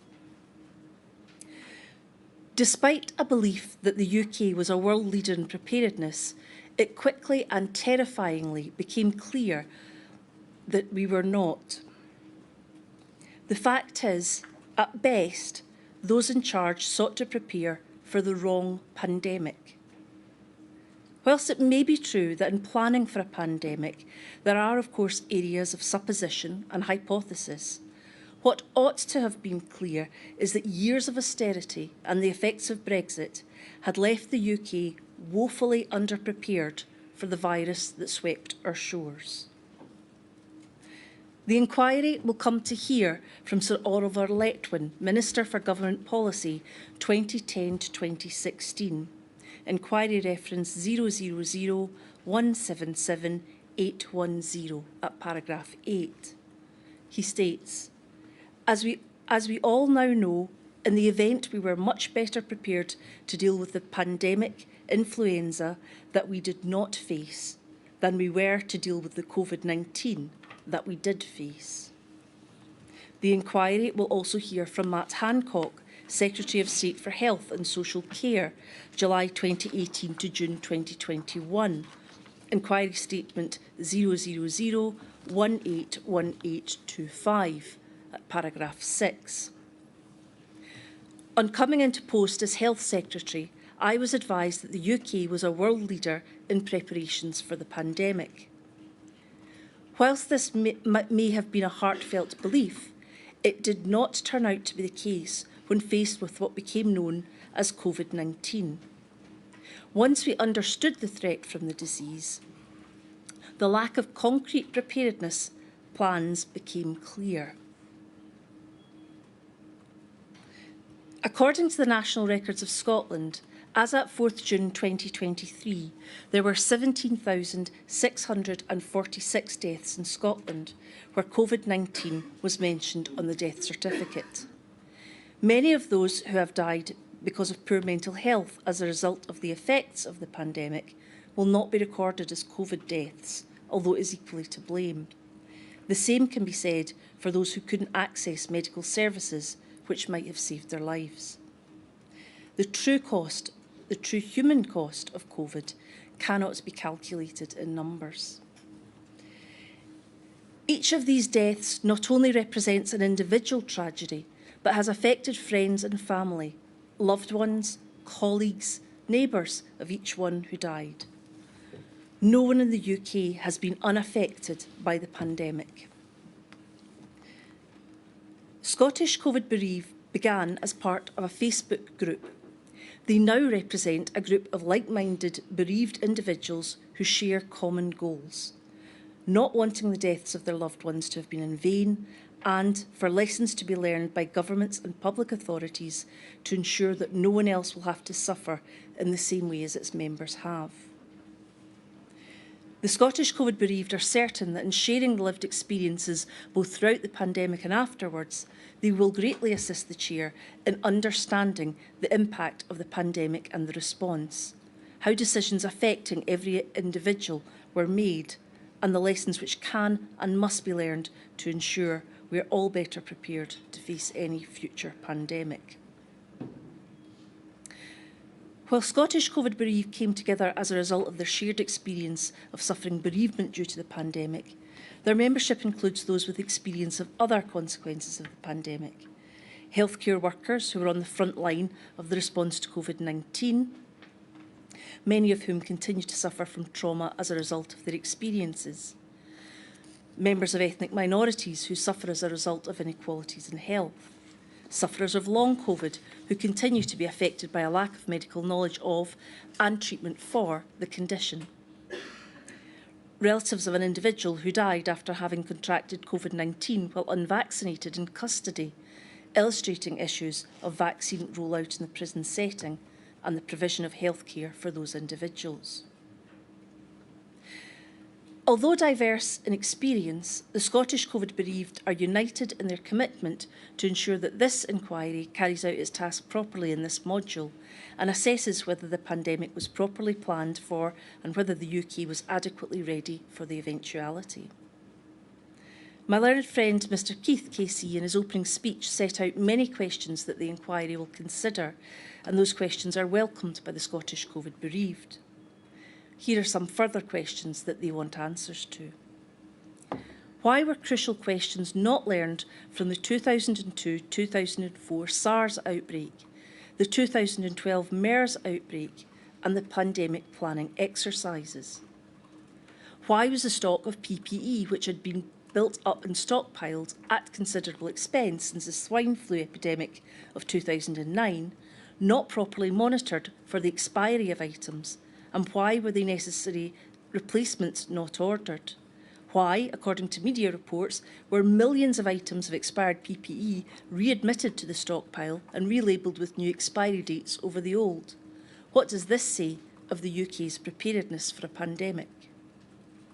Were the politicians from the UK and devolved administrations able to put aside political differences and to act in the public interest? Was our NHS in Scotland properly staffed and resourced to allow it to deal with the pandemic of this magnitude? Were our social care services properly staffed and resourced? Were our public health institutions properly funded and structured to allow them to deal with the pandemic? These questions in this module represent only a tiny number of the many questions that in the future will need to be answered. Like, did our politicians ignore the science until it was too late? Why were Scotland's chief medical officers, senior nursing officers and many others not invited to important SAGE meetings?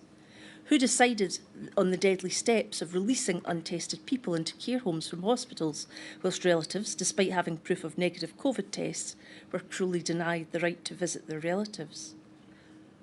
Why did Downing Street delay the lockdown? What was the scientific justification for Rishi Sunak's Eat Out to Help Out scheme? Why were our governments so slow in acting on asymptomatic and aerosol-generated transmission despite scientific evidence? Today, it will be over 3 years since the first death from COVID-19 took place in this country. In that time, probably nearly 250,000 people have died either directly or indirectly from COVID, as our leaders now stand accused of presiding over a carousel of chaos. In the coming weeks, months and years, the mantra for some who will give evidence to this inquiry will be, with the benefit of hindsight. But our government had been tasked with preparing for a pandemic for decades. For a few brief moments in the pandemic, death sparked a universal grief as we were asked to unite behind our nation's politicians and stand on doorsteps. But very quickly, we were asked to move on. Now is the time for careful reflection. Those who lost loved ones will no longer be invisible in their misery, and it's for this inquiry to illuminate the truth of what happened and why. Over the coming months and years, at times this inquiry may falter, but it cannot fail. It will come under sustained and repeated attacks. It will suffer legal challenges in its quest to obtain the evidence it needs to shed light on what happened. It must, however, never be afraid to raise its voice for the truth. That's the very least we owe to those who lost their lives, and to those in the future who may be saved by the implementation of this inquiry's findings. The work of this inquiry may save many more lives in the next pandemic than all the preparation that was done in advance of the COVID pandemic. Governments would do well to remember this when they fail to provide information requested by this inquiry. No person, no institution, no matter how powerful, whether it be in England, Scotland, Wales or Northern Ireland, Westminster or Holyrood, can obstruct the search for truth. The Scottish COVID bereaved have and will tell their heartbreaking stories. We will question our leaders, our civil servants, our physicians, because for the bereaved, the words truth and change must be the legacy of this inquiry.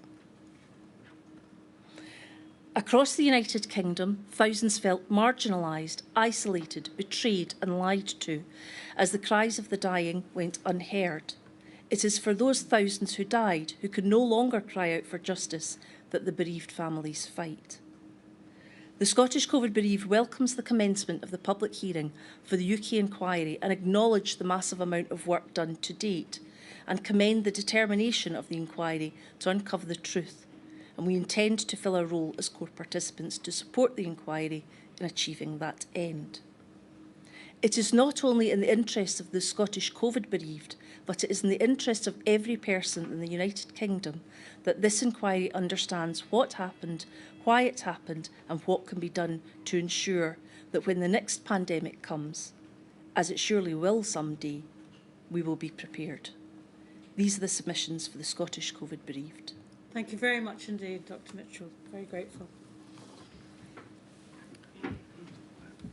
Right, I think it's Mr. Stanton next. Good afternoon, my lady.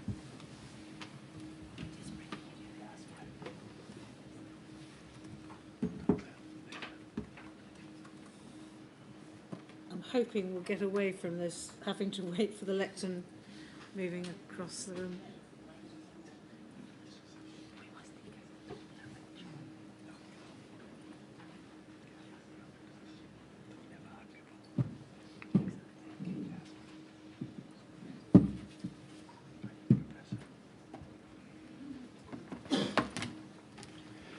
My lady, thank you for this opportunity to address you.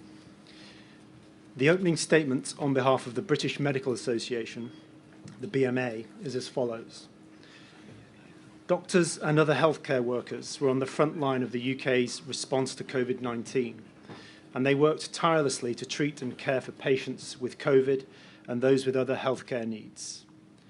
In doing this, they put themselves at increased risk from the disease itself and from the stress and pressure of working through a public health crisis of this scale. For many doctors and other healthcare workers, deficiencies in pandemic planning and resilience had and continue to have a significant impact on their day-to-day lives.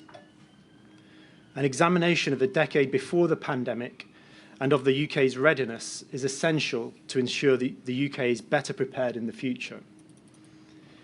This statement seeks to highlight 4 key areas that the BMA considers should be explored within the Module 1 hearings to assist the inquiry to identify what went wrong and to make appropriate recommendations for much needed change and improvement.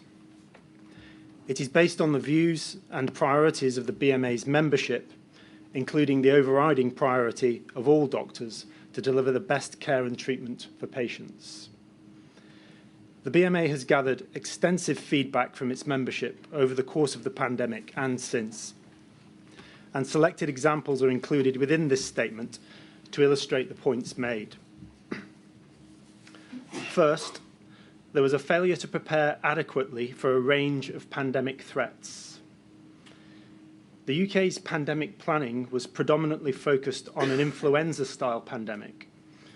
This narrow focus was an oversight, particularly as there have been relatively recent coronavirus outbreaks including SARS in 2002 and MERS in 2012.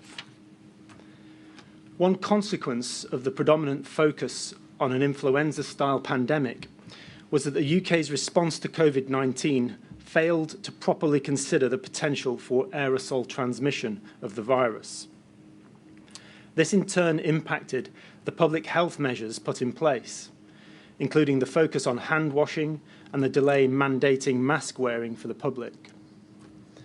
For doctors and other healthcare workers, the failure in considering aerosol transmission resulted in insufficient stocks of appropriate PPE and inadequate infection prevention and control in healthcare settings. As one doctor in Scotland said, open quote, "The PPE guidance was based not on safety, but rather the lack of preparedness," end quote. Shockingly, this is the case even now. The current IPC guidance continues to put staff and patients at risk by erroneously stating that fluid-resistant surgical masks are adequate protection for healthcare workers carrying out routine care for COVID-positive patients, rather than specifying respirators, such as filtering facepiece respirators, often referred to as FFP2 and FFP3 masks, which are recommended by international guidance and by the BMA. The limitations of surgical masks were well known prior to the pandemic, highlighted, for example, in a research report by the Health and Safety Executive in 2008. The HSE report noted that while surgical masks may reduce residual aerosol risk to some degree, they might not sufficiently reduce the likelihood of transmission, and consequently, surgical masks should not be used in situations where close exposure to infectious aerosols is likely. This same 2008 report also predicted the crisis of PPE supply, including the following statement, open quote, "The widespread use of respirators might be difficult to sustain during a pandemic unless provision is made for their use in advance," close quote. As the regulator entrusted with the protection of worker health, the Health and Safety Executive will be in a position to help the inquiry understand what more should have been done to mitigate the risks to workers of an airborne virus. The BMA has heard from countless doctors who are concerned about the failure to provide adequate protection, including a GP in Northern Ireland who complained that there was, open quote, "no attempt by the Health and Social Care Board to follow the science on airborne transmission and the need for staff to have FFP3 masks and HEPA air filters," close quote. Governments could and should have been better prepared for the foreseeable risks to doctors and healthcare staff. This would have reduced the serious harm that affected so many of the BMA's members and the wider healthcare workforce, many of whom are today still suffering with long COVID acquired in their workplace. The second key area to highlight is in respect of the failures to implement the recommendations from pandemic planning exercises. While the UK did carry out a planning exercise based on a coronavirus, Exercise Alice in 2016, this exercise did not sufficiently prepare for a wider range of infectious disease threats. And crucially, key lessons from this exercise, as well as transferable learning from pandemic influenza exercises, were not implemented. One of the most significant failures in this regard again concerns the availability and provision of appropriate PPE. The recommendations from Exercise Alice, Exercise Cygnus, also in 2016, and Exercise Iris in 2018, were to review current PPE stocks, to create a pandemic stockpile of PPE, to ensure staff had clear instruction and training in the use of PPE and infection control, and to develop a whole system approach to distribute PPE. However, the failure to implement these recommendations and to properly maintain the PPE stockpiles before the pandemic meant that PPE quickly ran out when COVID hit, and there was no effective plan in place to replenish it, through effective procurement systems or local manufacturing capacity.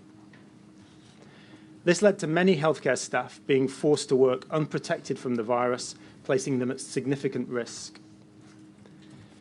The fact that in March 2020, NHS England assured the Health and Social Care Committee that there was sufficient supply of PPE nationally, despite stocks containing less than 2 weeks' worth of most equipment, suggests serious failures of planning and preparation. Frontline staff often had to go without PPE, buy their own, use homemade, donated or expired items, and reuse single-use items. Staff also had to use items that were out of date, with multiple expiry stickers visibly layered on top of each other. Many felt pressured to work without adequate protection, with consequences for their mental and physical health. In a BMA survey, as part of its COVID-19 review, 81% of respondents reported not feeling fully protected during the first wave of the pandemic and feeling worried or being fearful to speak out about the lack of PPE. Was more commonly reported by doctors from an ethnic minority background and those with a disability or long-term health condition. Commenting on the wholly inadequate supply of PPE, a GP in Northern Ireland said, open quote, "We were sent 6 pairs of gloves and 6 aprons in an envelope approximately 3 weeks after the start of lockdown," close quote. And a doctor in England recalled how they, open quote, "made our own and bought our own when we could find any. We depended on friends sourcing FFP3 masks and my son's school 3D printing visors," close quote. These failures of planning and preparation also led to PPE being procured from organisations with no experience of manufacturing PPE, resulting in PPE being produced and delivered that was unsuitable for use at huge public expense. It also led to the ludicrous spectacle of doctors making aprons from bin liners because they were sturdier than the PPE equipment provided. Another serious failure to implement the recommendations of planning exercises included the identified need for further work to ensure adequate contact tracing and testing capacity, identified in exercise IRIS. The UK made a number of decisions ahead of and during the COVID-19 pandemic in relation to contact tracing, which hampered the response. Little consideration was given within pandemic planning policies and strategies to detect and contain the spread of the disease, but rather the emphasis was on how to respond in a situation where there was already significant mortality and morbidity. For pandemic planning policies to be comprehensive and effective, both strategies need full consideration. The decision to abandon contact tracing on the 12th of March 2020 was ostensibly because the UK was moving from the contain to the delay stage of the pandemic, although it later emerged that this decision was at least partly due to a lack of capacity. Contact tracing was not reinstated for several months, with Wales being the last nation to restart contact tracing on the 1st of June, a critical period during which there was sustained transmission of the virus. These issues were compounded by a lack of testing in the community and the NHS.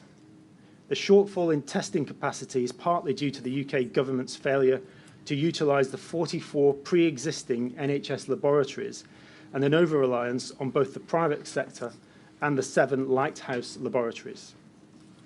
The expense and effort of using these alternative laboratories, which operated independently of public health and NHS infrastructures and used different software and systems, was unnecessary and created unhelpful fragmentation.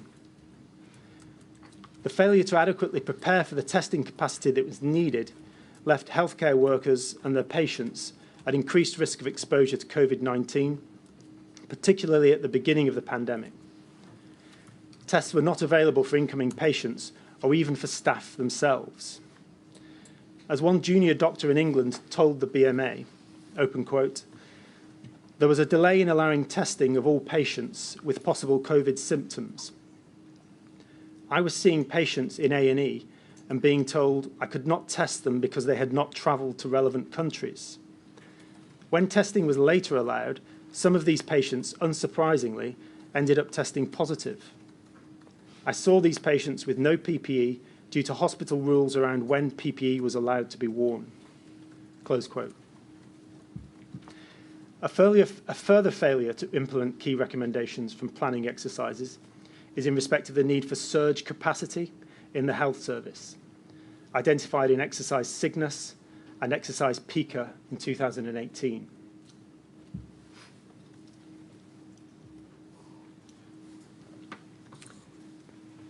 This issue is closely connected to the next and third key area, which is that the public health system was not in a position to scale up its activity to respond to the pandemic due to a decade or more of reduced funding, resource cuts, and reorganisations that caused fragmentation in the system. Public health systems across the UK entered the pandemic without the necessary resources, workforce, capacity, and structures to respond at speed and scale required. The reforms introduced in England by the 2012 Health and Social Care Act, which moved responsibility for public health into local authorities, fractured the links between public health specialists and NHS colleagues, meaning communication and information sharing was compromised during the pandemic. One public health doctor told the BMA that, open quote, the separation of public health into local authorities and Public Health England meant that many public health consultants and teams in local authorities became de-skilled in health protection work. This put a huge burden on the whole workforce, with health protection consultants having to manage the majority of the response and provide detailed guidance and support to local authority colleagues who felt unconfident and unprepared for dealing with infectious disease outbreaks. Close quote. The reforms also left public health services vulnerable to cuts in local authority spending settlements in the years preceding the pandemic. This decline in funding has coincided with a decline in the size of the public health workforce. And to meet the Faculty of Public Health's recommendation from 2021 for the number of full-time equivalent public health specialists per capita, the workforce would need to increase by 59% in England, 32% in Scotland, 18% in Wales, and 97% in Northern Ireland. The fourth and final key area to highlight is that the UK entered the pandemic with poor population health, widening health inequalities, and health services that had been consistently underfunded and understaffed. In order to holistically assess the state of the UK's preparedness, it is also important to consider the high levels of population ill health and health inequalities. Before anyone had heard of COVID-19, gains in life expectancy, a key measure of our nation's health, had already started to stall, while health inequalities were widening after a decade of austerity. Severe cuts to public health service and social security funding, amounting to billions of pounds since 2010, have negatively impacted the availability of services that are essential for good population health. This in turn hindered the UK's ability to respond effectively to the COVID-19 pandemic. There had also been a marked deterioration within health and care systems in the decade leading up to the COVID-19 pandemic, caused by a failure to invest to ensure adequate capacity, staffing, and infrastructure. For instance, the UK went into the pandemic with a very low total number of hospital beds relative to its population, and very low numbers of ICU beds, which significantly hampered its ability to cope with the number of patients needing hospitalisation with COVID. This, combined with workforce shortages and already high waiting lists, meant that the health service had no ability to step up capacity to cope with the increased demand from COVID-19 alongside the continuation of existing services. As one consultant in England told the BMA, open quote, being under strength to begin with in terms of staffing and already working with bed occupancy at or above 100%, pre-pandemic meant no headroom for managing the eventual large increase in demand that came. Close quote. These failures to ensure a resilient, well-resourced health and care system were brutally exposed by the pandemic, and the systems are now in an even worse state, with more people waiting for care than ever, a staggering 7.4 million patients in England alone, unsafe bed occupancy levels, acute staffing shortages, neglected infrastructure, and deteriorating equipment. This, in the BMA's view, is the elephant in the room when considering issues of planning, preparation, and resilience. And unless it is acknowledged and addressed, the same mistakes are destined to be repeated. Thank you, Madam. Thank you very much indeed, Mr. Stanton. Mr. Jacobs.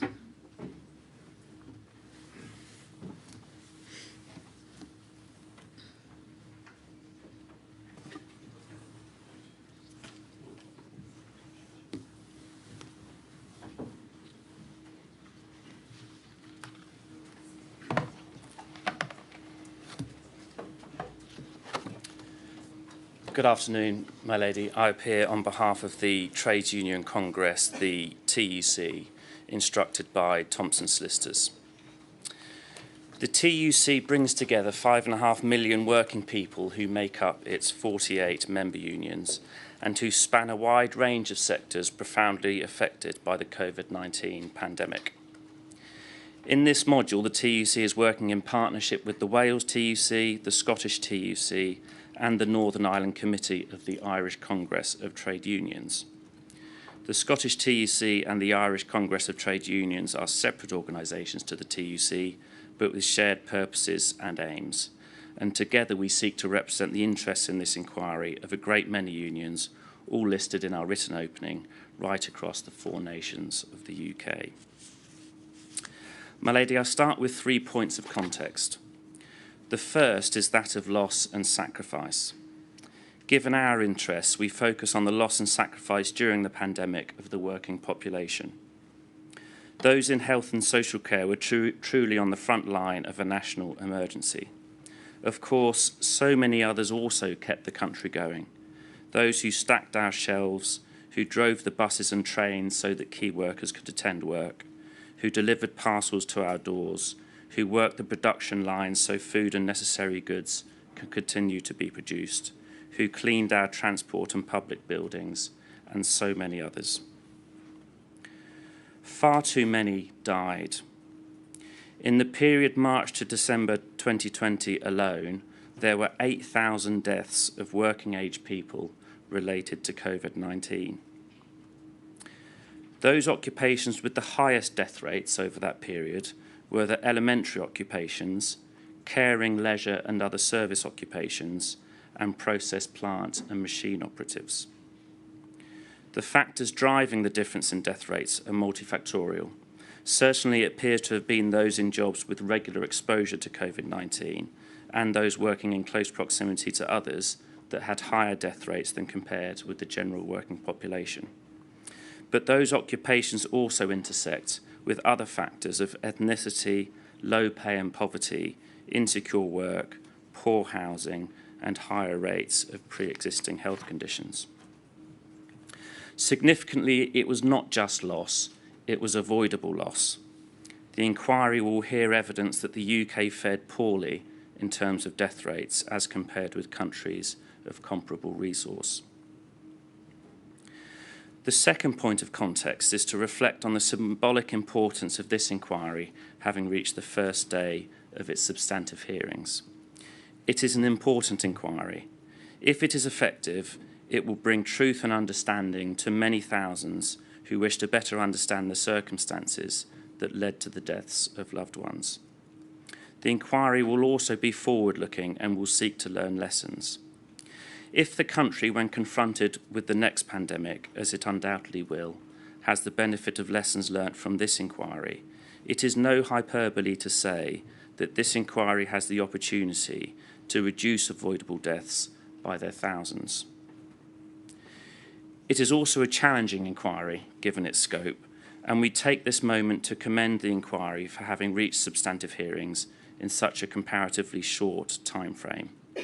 My lady, we have not agreed on all matters, but we absolutely recognise the industry of the inquiry team and its desire and yours to get it right.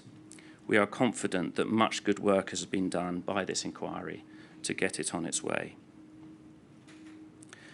The third point of context is a less positive one. It concerns the openness and candour, or lack of it, of the current Westminster government. The inquiry, and more importantly, the public, deserve openness and candour from those who governed during the pandemic and who govern now. At the preliminary hearing in Module 2 last Tuesday, this inquiry made absolutely clear, yet again, the difficulties that have been created by Cabinet Office refusals to provide documents that this inquiry wants to see. A number of core participants shared expressions of concern. The response of the Cabinet Office was a letter of Friday refusing to provide any of the disputed documents, but pending the judicial review that is to be heard on the 30th of June or shortly thereafter. It is refusing even to return Boris Johnson's diaries to him, as it knows that Mr. Johnson intends to provide them to the inquiry. Mr. Johnson himself has been complaining to the Times newspaper of the Cabinet Office foot-dragging in its responses to the inquiry, of wasting public time and money by delaying the inquiry, and of deliberately frustrating the inquiry's work. My lady, the infighting jars with the terrible losses described in the impact film that we watched this morning. The position taken by the Cabinet Office is corrosive because it damages confidence in this inquiry. It smacks of having something to hide, of fighting tooth and nail to avoid revealing all to the inquiry. Fundamentally, the judicial review will not really solve anything but a point of legal construction. What the public want to know is not whether the High Court will force the Cabinet Office to provide documents, but whether the Cabinet Office can approach this inquiry, not just now but going forward, with the spirit of openness and candour that we deserve. Those in the Cabinet either have the will to respond openly to this inquiry or they do not, and that's not a question that can be answered by the High Court. It is a matter of regret, it appears to us, that these substantive hearings start under something of a cloud. I turn to summarise, my lady, very briefly, 6 themes that we believe are emerging in the evidence collected by this inquiry in Module 1. The first is the legacy of austerity. We believe this to be a central theme. It rests on a simple but inescapable truth that public services stretched to breaking points by over a decade of budget cuts will be severely impaired in their ability to cope with the shock of a national emergency such as a pandemic.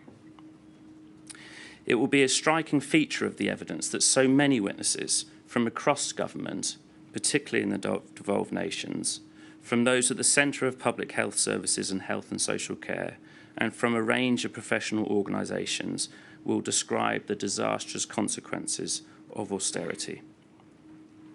It impaired our national preparedness and resilience in a number of ways. It certainly impacted the resilience and capacity of public services.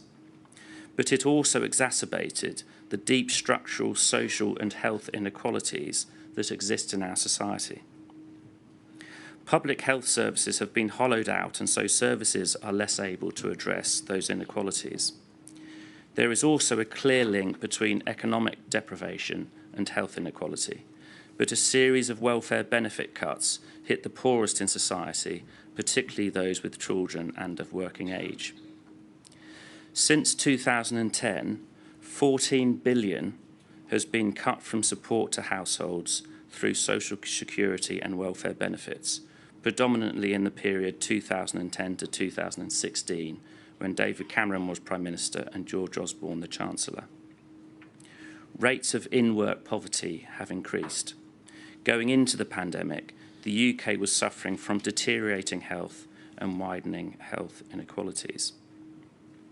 They meant that the health and social care sectors were treating a population with significant and growing health problems. Decreasing funding and increasing need creates a perfect storm.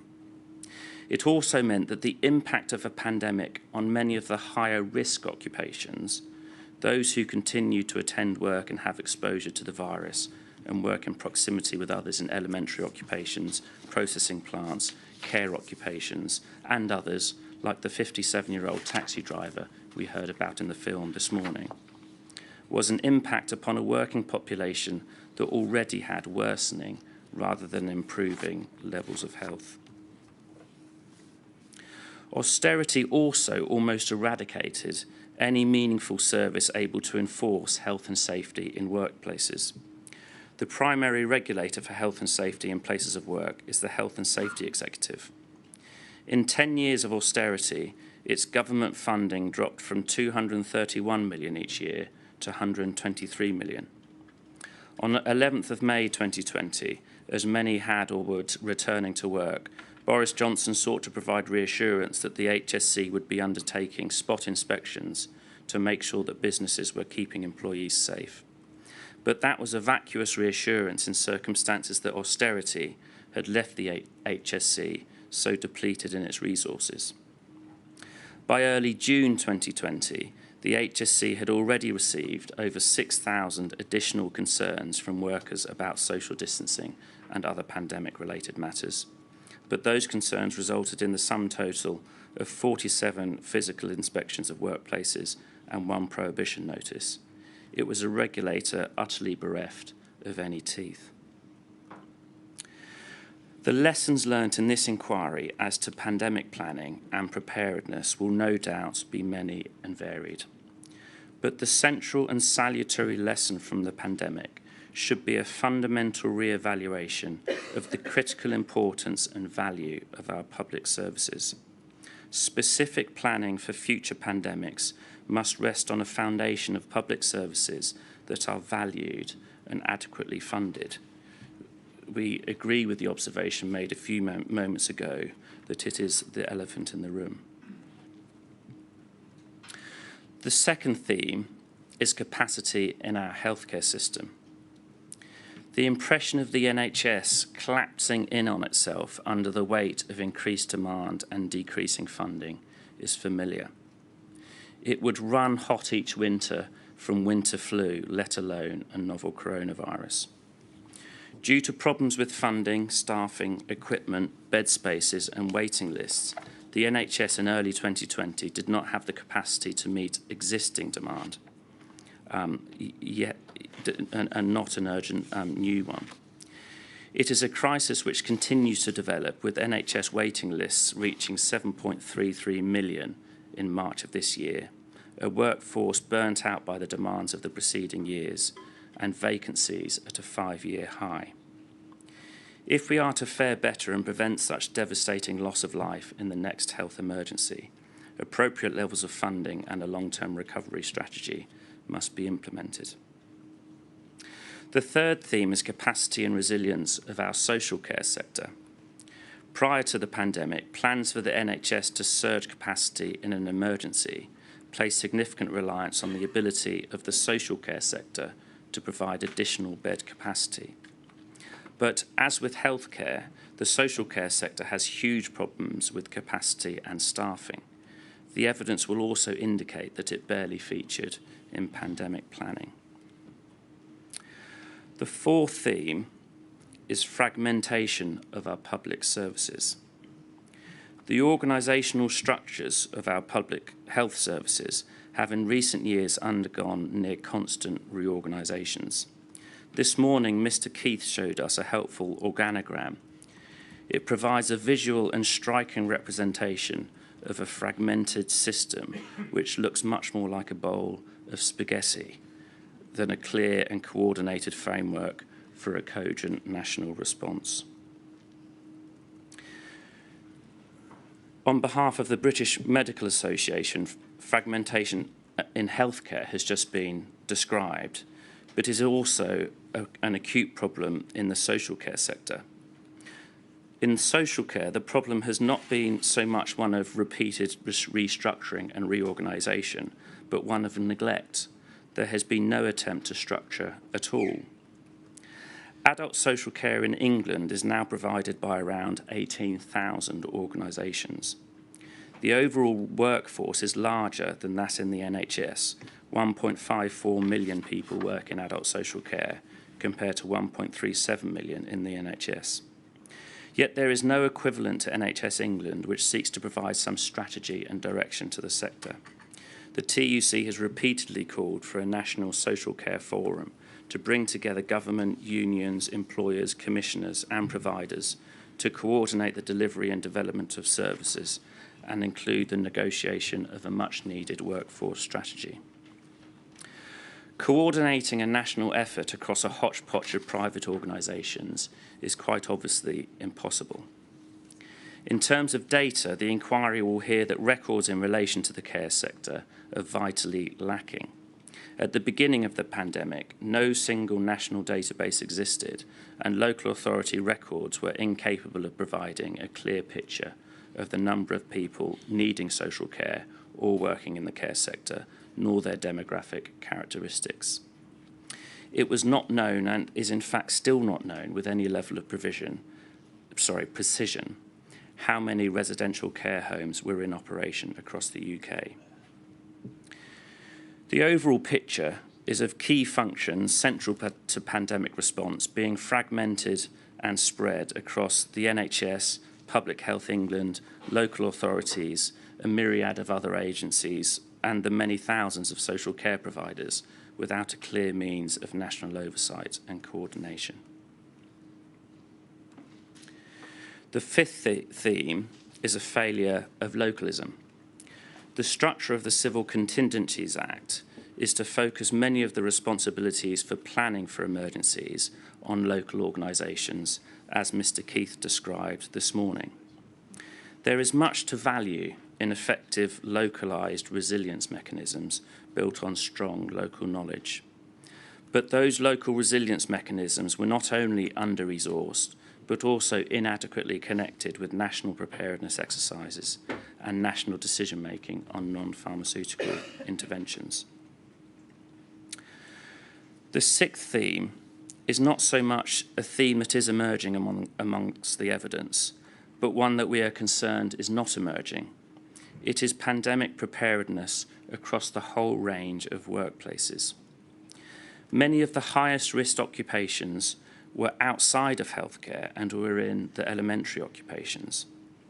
In any pandemic, there will be a need for food to be produced, for parcels to be delivered, for transport to operate, and so on. Preparedness for these sorts of sectors is crucial. It is where the virus can spread, if not managed appropriately. It is where the death rate was at its highest, and it is where much of the unequal impact of a pandemic is felt.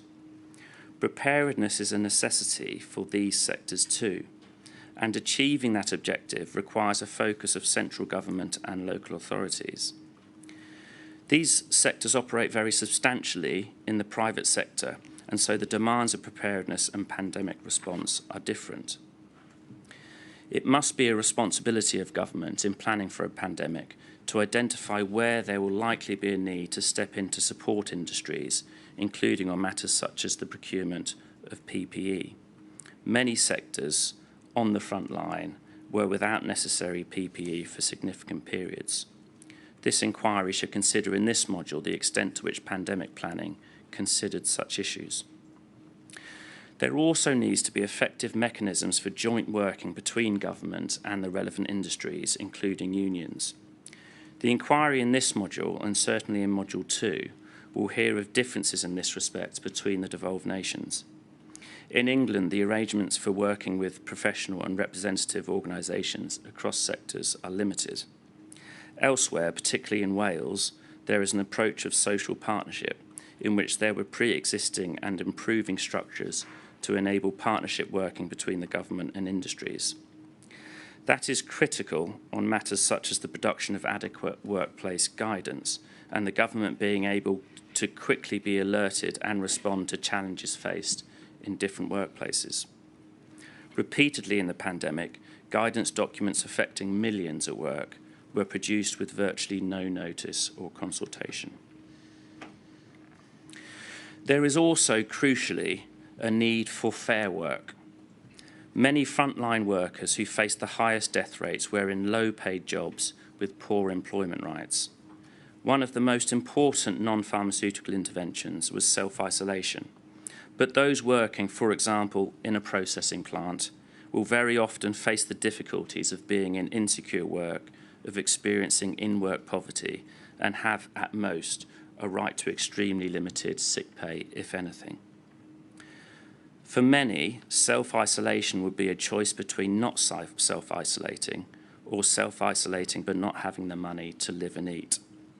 The TUC has raised repeated concerns about the limitations of statutory sick pay and repeatedly raised it during the pandemic in connection with the effectiveness of self-isolation. The government response on sick pay was unplanned for and late. It was also half-hearted. In the single month of the Eat Out to Help Out scheme, the government spent £840 million on supporting dining out. The following month, local authorities were given only £50 million to fund the self-isolation support payment scheme to support the many thousands of key workers on low pay who would struggle to live if they were to self-isolate. My lady, that is our opening, and of course there is more detail in our written opening. Finally, one theme of this module will be resilience of services. It may be, my lady, that you, having courageously reached the foothills of this inquiry, another reservoir of resilience upon which we are dependent is yours, and we stand ready to assist. A key difference. Thank you very much, Mr. Jacobs. On the basis of resilience, I think we all need a break, so I should be back just after 15 minutes from now, please.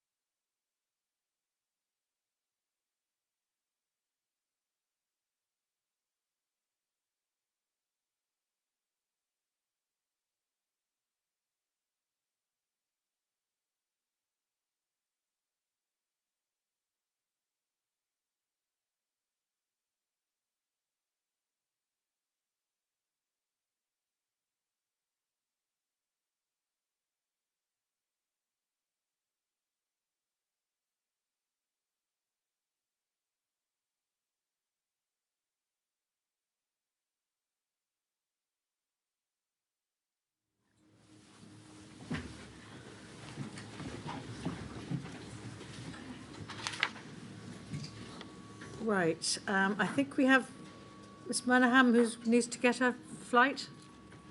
That is correct, my lady. Good afternoon. I make this opening statement on behalf of the Northern Ireland Department of Health, which I'll refer to in the course of the statement as being the Department. The purpose, my lady, of this opening statement is to outline the evidence that has and will be given in respect of the systems, the structures and processes relevant to pandemic preparedness in Northern Ireland. I wish to begin by conveying the Department's sincere condolences to those who have suffered bereavement as a result of the COVID-19 pandemic. The Department also expresses its sympathy and support for everyone across the country who is living with or who has suffered from this disease. The Department extends its sincere condolences to those who have lost loved ones or who have had their lives turned upside down by this disease. In our lifetime, this crisis was unprecedented, and the pandemic had a direct and dramatic impact on the daily lives of every single occupant of these islands. The Department acknowledges the huge losses that many amongst us have suffered and in some cases continue to suffer. The Department also wishes to emphasise its gratitude to and support for healthcare workers. The Department has an extraordinary appreciation and respect for healthcare workers who, during this pandemic, selflessly put their lives on the line to protect the whole of the community. These healthcare workers unflinchingly acted for the benefit of us all in times of great uncertainty and danger, and for that we thank them sincerely. I also take this opening statement as an opportunity to clarify some of the important aspects of the structure of the Department and the health and social care system in Northern Ireland. The Department's key statutory responsibilities arise on foot of the Health and Social Care Reform Act Northern Ireland 2009. These core responsibilities are to promote an integrated system of health and social care so as to ensure improvement in the physical and mental health of people in Northern Ireland, in the prevention, the diagnosis and the treatment of illness, and in the social well-being of people in Northern Ireland. Accordingly, the Department is responsible for health and social care legislation and policy and is the lead government department for responding to health consequences of emergencies. It was in this role that the Department assumed responsibility for the health response to the COVID-19 pandemic. The Department is headed by a Permanent Secretary. The role of the Permanent Secretary in the Department is to act as the Principal Accounting Officer and the Principal Advisor to the Minister for Health. Another important aspect of the Department structures is that, until April 2022, it had 17 arm's-length bodies. These arm's-length bodies helped the Department achieve its objectives. However, in March 2022, one of those arm's-length bodies, namely the Health and Social Care Board, was dissolved and its functions were transferred back into the Department. Those functions now reside within the newly established Strategic Planning and Performance Group that is held within the Department. The functions, therefore, of the Department and its arm's-length bodies are often referred to by the umbrella term of Health and Social Care, or HSC, and similarly reference is made to arm's-length bodies as being HSC bodies. However, the Department believes that it is important to note that these terms are merely colloquialisms, and HSC is used as a shorthand for the health and social care system as a whole in Northern Ireland. There has never been an organisation called Health and Social Care Northern Ireland. Whilst arm's-length bodies are accountable to the Department, again, it is emphasised that they are themselves separate legal entities. In these opening remarks, it is asserted that the Department's main priority from day one was the protection of Northern Ireland citizens from the virus and supporting efforts to contain the spread of the virus. excuse me. In giving a very high-level overview of the Department's state of preparedness, it should be noted that there has been a clear structure providing a level of protection and emergency response to the people of Northern Ireland, which was consistent with elsewhere in the United Kingdom. The Northern Ireland Civil Contingencies Framework was first published in 2005, following the introduction of the Civil Contingencies Act in 2004. An updated version of the framework was published in 2011. This affords Northern Ireland the same level of protection and emergency preparedness as elsewhere in the UK. Despite the framework not being a statutory instrument, it is implemented in the same way as if it were legislation. The framework required the Department to maintain, review and update its emergency response plan. The Department undertakes emergency preparedness and planning on an ongoing basis in order to maintain readiness and to respond to any emergency with health and social care consequences. As part of the Department's responsibility for leading the health response to a pandemic, it participated in UK-wide pandemic influenza planning, as well as participating in working groups and UK governance structures, and a range of activities to test and exercise plans. Consequently, the Department has been able to benefit from lessons learned and revise the Department's emergency response plan.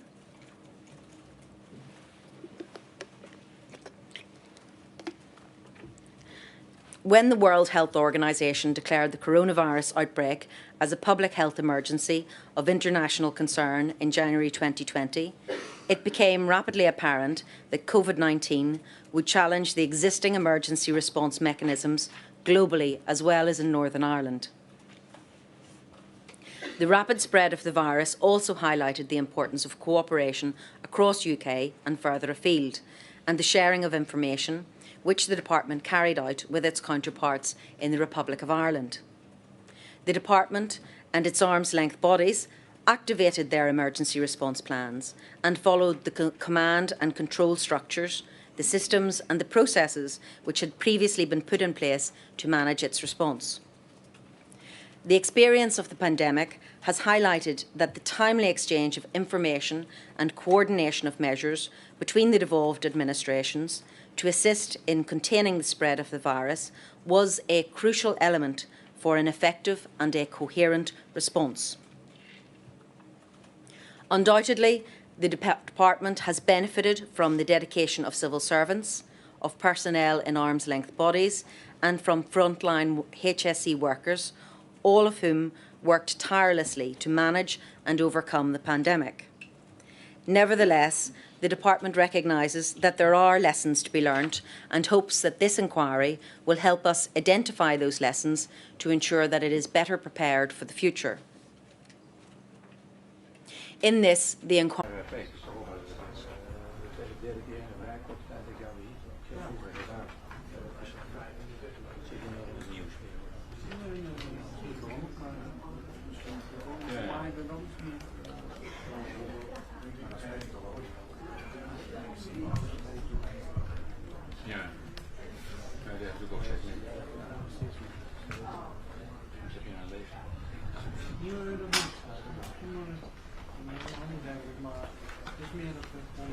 steeds beter en lokale netwerken.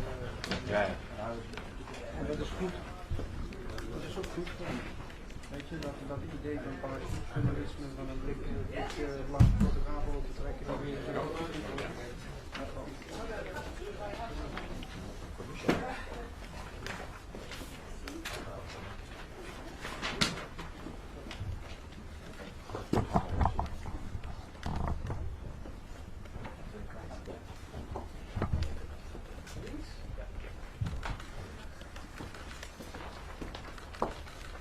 So welcome to the Jeff press conference. We start with two short statements from both ministers, followed by a Q&A session, and after that there's opportunity, hopefully, for one-on-ones. The spoken language is English. Minister Ollengren, the floor is yours. Thank you very much, and welcome to the Amsterdam Naval Barracks. It's an honor to host the JEF here today. The JEF Ministerial, I'm sure that you're all aware that this is a UK-led initiative that is very important, I think, for the JEF countries to preserve security. It also deters hybrid threats in the High North, North Atlantic, Baltic Sea regions, or the JEF region, and it's aligned with our NATO efforts in these domains. Today we had an in-depth discussion on the situation in Ukraine, and we also spent some time on discussing actionable steps to strengthen the protection of our critical offshore and undersea infrastructure. Well, you are aware that we are witnessing every day cyber attacks. We have seen suspected Russian seabed espionage operations. We've seen unexplained cable briefs off the shore of Norway and UK. And I think we are all aware, since the Nord Stream sabotage, that our undersea infrastructure is vulnerable, and we have to do more to protect it. So, to bring JEF cooperation and security one step further, we have agreed on pooling and sharing our capabilities where we can, for example by doing joint patrols and surveillance, to strengthen deterrence and collective situational awareness in the JEF region in alignment with NATO. And we've also agreed on organizing exercises, future JEF activities that would include scenarios against threats against undersea and offshore infrastructure. We are all aware that we cannot, in a military way, protect 24/7 everything that is undersea. But we can do our utmost to work with our partners and to cooperate together with our partner countries to protect our interests. And now I'd like to hand the floor to Ben. Thank you very much, and thank you to all of you and the department for hosting us today for a great session of JEF. The JEF has had one of its busiest years. If you just look at the level of exercising and commitment by all our nations to joint working, it's staggering the difference between the early years and what we saw last year. Obviously, response to Ukraine, but also not just that, in response to a more assertive Russia around our borders. And of course, we all share that Northern Atlantic, Nordic geography, and it's important that we work together to strengthen ourselves as one. But also, we should reflect that when this started in 2014, I think JEF first was muted. Two countries were obviously not in NATO, Sweden and Finland, and hopefully by certainly this year or end of this year, we should have all the JEF nations will be in NATO. And it's why it was really important today. One of the discussions we had is how we make sure we work in conjunction with NATO to make sure our uniqueness, such as a very much a defence alliance or group of countries who exercise regularly, that adds to the strength of NATO and SACEUR's plans. And I think that's really important that we make sure that as the two new members come in, that they are supported by the existing long-standing members of NATO. We obviously talked about an update of Ukraine and what was going on there, and I summed up that effectively Ukraine still has the momentum in its counter-offensive and has been successful on all three of its main fronts or axes of advance. And we then discussed what else we could do in the long term for Ukraine, as well as issues around the upcoming NATO summit. But overall, it's good to see the JEF exercising, practicing at ministerial level exercises as well, and also making sure that we just build on our strengths over the years. And it's a good group of countries. We face the similar threat, and we often are very, very like-minded in how we're going to set about dealing with it. Thank you. Okay, thank you. There's a microphone in the room, so if you have a question, please wait for the microphone to reach you. And would you please kind to say your name and the name of your news agency in advance, please? Yeah.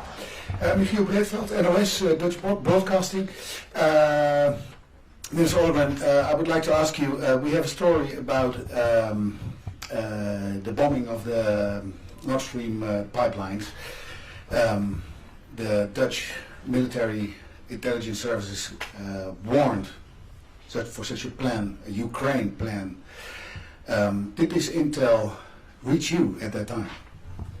Well, I've seen the news, and we've seen previously also some international news on this, but I hope you'll understand that I cannot possibly comment on the work of our intelligence services.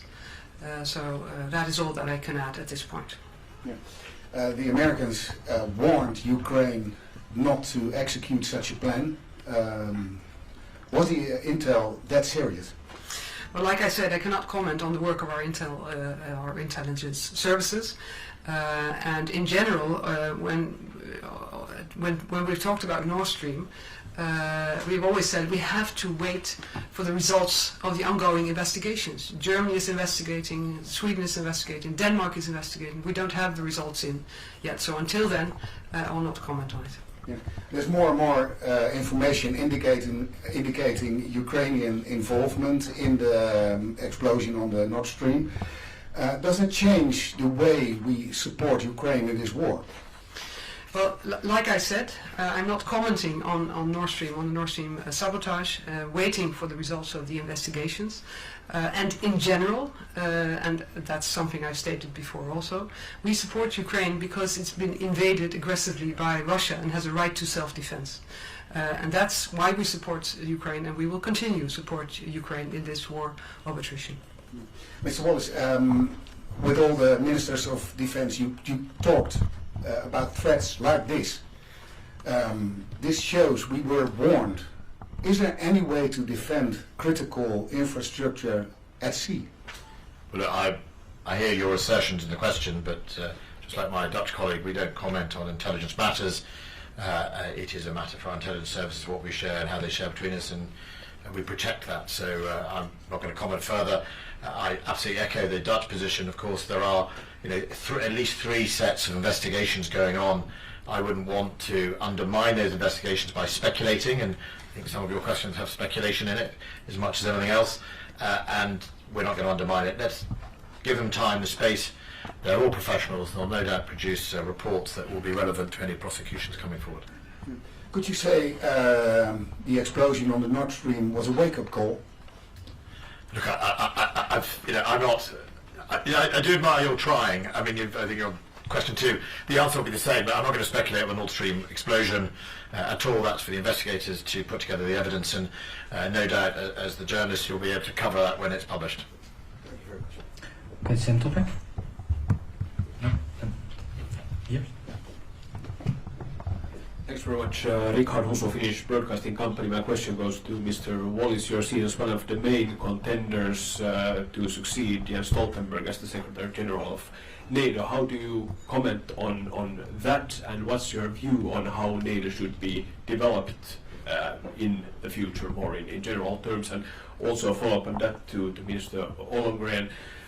Do you believe that the decision on a successor will be taken by or at the summit in Vilnius? Well, first of all, there's an awful lot of good candidates out there that could fill the role of Secretary General. As I've said sort of publicly many times before, I absolutely love the job I do as Defence Secretary. I'll be 4 years in this role. It's one of the best jobs, I think, in any government to be the Defence Minister. So I love the job I do. Of course, we have a high regard for the job of Secretary General for NATO. It's a really important job. It's very important in this time with a newly a conflict in Europe, an aggressive Russia, and it's very, very important that we learn the lessons incredibly quickly of what's going on in Ukraine and make sure NATO modernises and moves forward. But ultimately, it's for the member states and the leaders of those member states, 31 member states, to make that decision, and I'm sure there are lots of good candidates out there. I don't have much to add to that. We're all aware at some point we'll have to let Jens Stoltenberg go, so there will have to be a successor. But I cannot comment more than that. Thank you. Other questions? Hendrik Wilson, Dutch Press Agency, AUP. Ms. Ollongren, you said that it's impossible to protect the infrastructure under sea 24/7. So how likely is it, according to you, a sabotage action undersea? Well, what I said was, is it possible to protect it 24/7 just by military means? So we need to cooperate with the private sector, for instance. We need to cooperate with our coast guards, and we need to share our information and to share our capabilities. And that way, that's, I think, the best way to prevent sabotage of undersea infrastructure and to deter any actor who is thinking about it of doing so. So I meant by saying that we cannot do it ourselves with our navies, that we have to involve these other partners. And the MIVD, the Dutch intelligence agency for the military, said that last year Russia tried to watch the wind parks at sea. Did you see any new Russian activity in the North Sea? Well, as I said just now, commenting on another question, is generally we don't talk about what our intel services are doing, but sometimes if we have an assessment of something that they are doing that could harm us, we do publicly speak about this. And the incident that you mentioned, we know that other countries have seen similar incidents, which is mapping our energy infrastructure, in this case wind parks on the North Sea. So this means that it's happening, and it's happening on a larger scale. So I cannot offer you any specifics or concrete cases, but this is what we're dealing with. In front. Thank you very much, Henry Foy, Financial Times. The question to both ministers. There are three major issues coming up here for NATO. There's Swedish accession, there's what do you say about Ukraine's membership, and there is the issue of who's going to run the alliance as Secretary General. In addition, not a NATO issue, but involving a lot of NATO members, is the question of security guarantees or assurances for Ukraine. Are you at all concerned that this is a lot to get done in the next 4 weeks? And how many of those issues do you still think will be live at Vilnius? Thank you. Well, if you go by the Madrid summits, I think all of them, to an extent, will be live. I mean, we've got a new, President Erdogan has been re-elected. He's got a new government. He reshuffled his cabinet almost completely. So I think there's some work to be done between now and then of making sure Turkey understands the changes that Sweden has already implemented and why we all believe that Sweden should be accepted into the alliance. I think that is possible to be done. I've already spoken to my Turkish counterpart, my new counterpart, and we'll be working on that. So something will always be done at the summit itself. Who is the next Secretary General? There doesn't seem to be a handbook of how you choose one. If you go back in the past, they've always been done in some different manner. Who knows? That could be done at Vilnius. It could be done in October. It just depends when. I think Jens Stoltenberg's term is up in October when they do that. And look, for Ukraine and NATO membership, we should remember the Bucharest summit. You know, different nations have different views. Some of those haven't changed, so we have to be realistic. It's now an alliance of 31 nations. So the key here is to make sure we work to uphold, obviously, our policy of an open door policy of NATO. That's a really important part of what NATO is, but also to make sure that, you know, where we can't resolve it in the short term because there's an ongoing conflict, what is it that the international community or NATO members can do to provide reassurance and resilience for Ukraine, and indeed long-term planning to help make sure Ukraine is invested in or supported to deter Russia after this conflict. And I think many of those things can be done before and during the Vilnius summit. Today I put forward some of the work we've started to do in the UK about the long-term resilience building and security building of Ukraine's capabilities. There are lots of other models around the world of security guarantees, mutual defence pacts, and in fact financial support for countries that we see globally. You know, I think all of those should be on the table. Yes, well, I don't have much to add to that. I sincerely hope that Sweden's accession, that's one of the points that could be out of the way by Vilnius. But of course, we'll have to see. On the other issues, working with Ukraine now, supporting Ukraine now, is also working on strengthening Ukraine's armed forces for the future. Because as they are working more with the capabilities that we are delivering to them, they're working with NATO standard capabilities, which means that they're transitioning from the older types that they had, Russian platforms, to modern NATO platforms. And that is part of what they will need in the future to be able to do the deterrence. Okay, thank you. Leonie van Wierop, NRC Handelsblad, Dutch newspaper. Question for Mr. Wallace. If NATO is not open to membership for Ukraine, would the UK be willing to guarantee Ukraine's safety, like together with the US, like the US does for Israel at the moment? Well, I think that's what I meant by there are lots of different models. I think Britain would examine a whole range of models of how to support Ukraine. Britain, alongside Sweden, for example, and Canada and the United States, were there post-2014, building the capacity and the capability. We also regularly exercised and had troops in that country as part of not only helping Ukraine's defence reform, but also being present and therefore playing our role in deterrence. So I'm not going to speculate about what models we could look at, but I definitely think those models recognise there are different nations in the alliance that are moving at different paces. And I think there will definitely be some on the front foot about those security guarantees, and there'll be others not so keen in that space. So I'm not going to speculate what Britain would choose. I think that's a discussion for us and wider government to have with the Prime Minister, but also as we get to Vilnius with like-minded allies. And I think what you'll see is nations that agree that they maybe should have some sort of security pact. I think they'll get together. And nations who might want to support in a different manner may come up with a plan. I think it's just important that we all recognise as NATO members that President Zelensky has a political pressure himself. He needs to show to his people that if at Vilnius he isn't offered NATO membership, what has he managed to secure? And that's perfectly understandable of a president leading a country at war, and those discussions are ongoing behind the scenes across many, many countries. Can I add to that? A question about the F-16s. When do you think they're arriving in Ukraine? Because your colleague Olongren yesterday, she told Reuters that they're probably not likely to impact the war in the short term. They're rather meant for post-war deterrence. When do you think they're... Well, we don't have F-16s in the United Kingdom.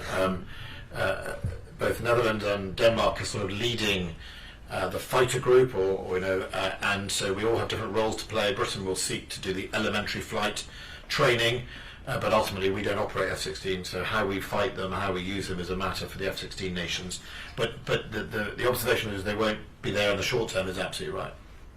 Can you say when the training will be finished? I don't know the full pipeline of an F-16. All I can say is elementary training is a few weeks in the United Kingdom. I think we're going to do that, and language, and that will start pretty soon. Yes, sir. Sil van Schoonhoven from the Telegraaf.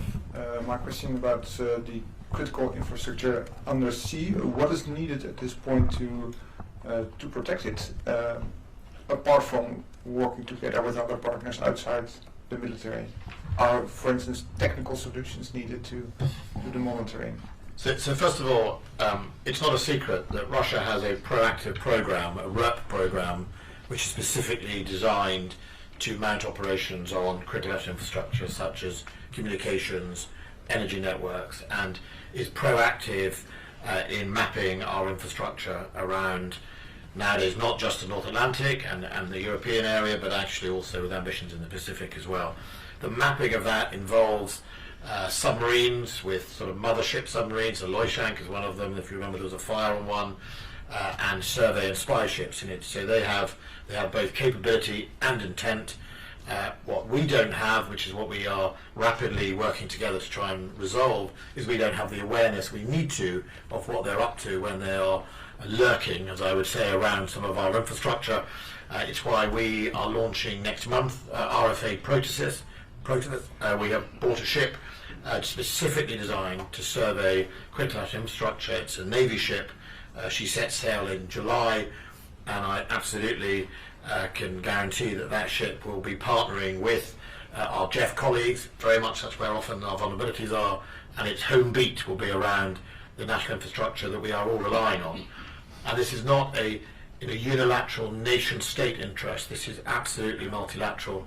The best example of that is 40% now of Europe's energy or gas energy comes from Norway. It's in everyone's interest that Norway's infrastructure is protected, whether you are in Italy, Netherlands or Britain, because the consequence of that 40% being disrupted will be felt in all our pockets. So the way you deal it, first of all, is intelligence. We need to improve our intelligence knowledge of what the Russians are up to. We need to work with the private sector, because the oil industry and the communication industry already have huge amounts of capability to sort of almost lifetime survey their network, because it's in their interest for their customers to protect it. So by us partnering with them, we get to understand what they're up to, or indeed where the vulnerabilities might be, and then we have to invest in hardware. That's why we've invested in that ship. So those things together, alongside our sort of civilian ministries, our sort of non-military ministries, I think can help harden that picture. But it's a vulnerability definitely in the West, and we are all alive and alert now dealing with it.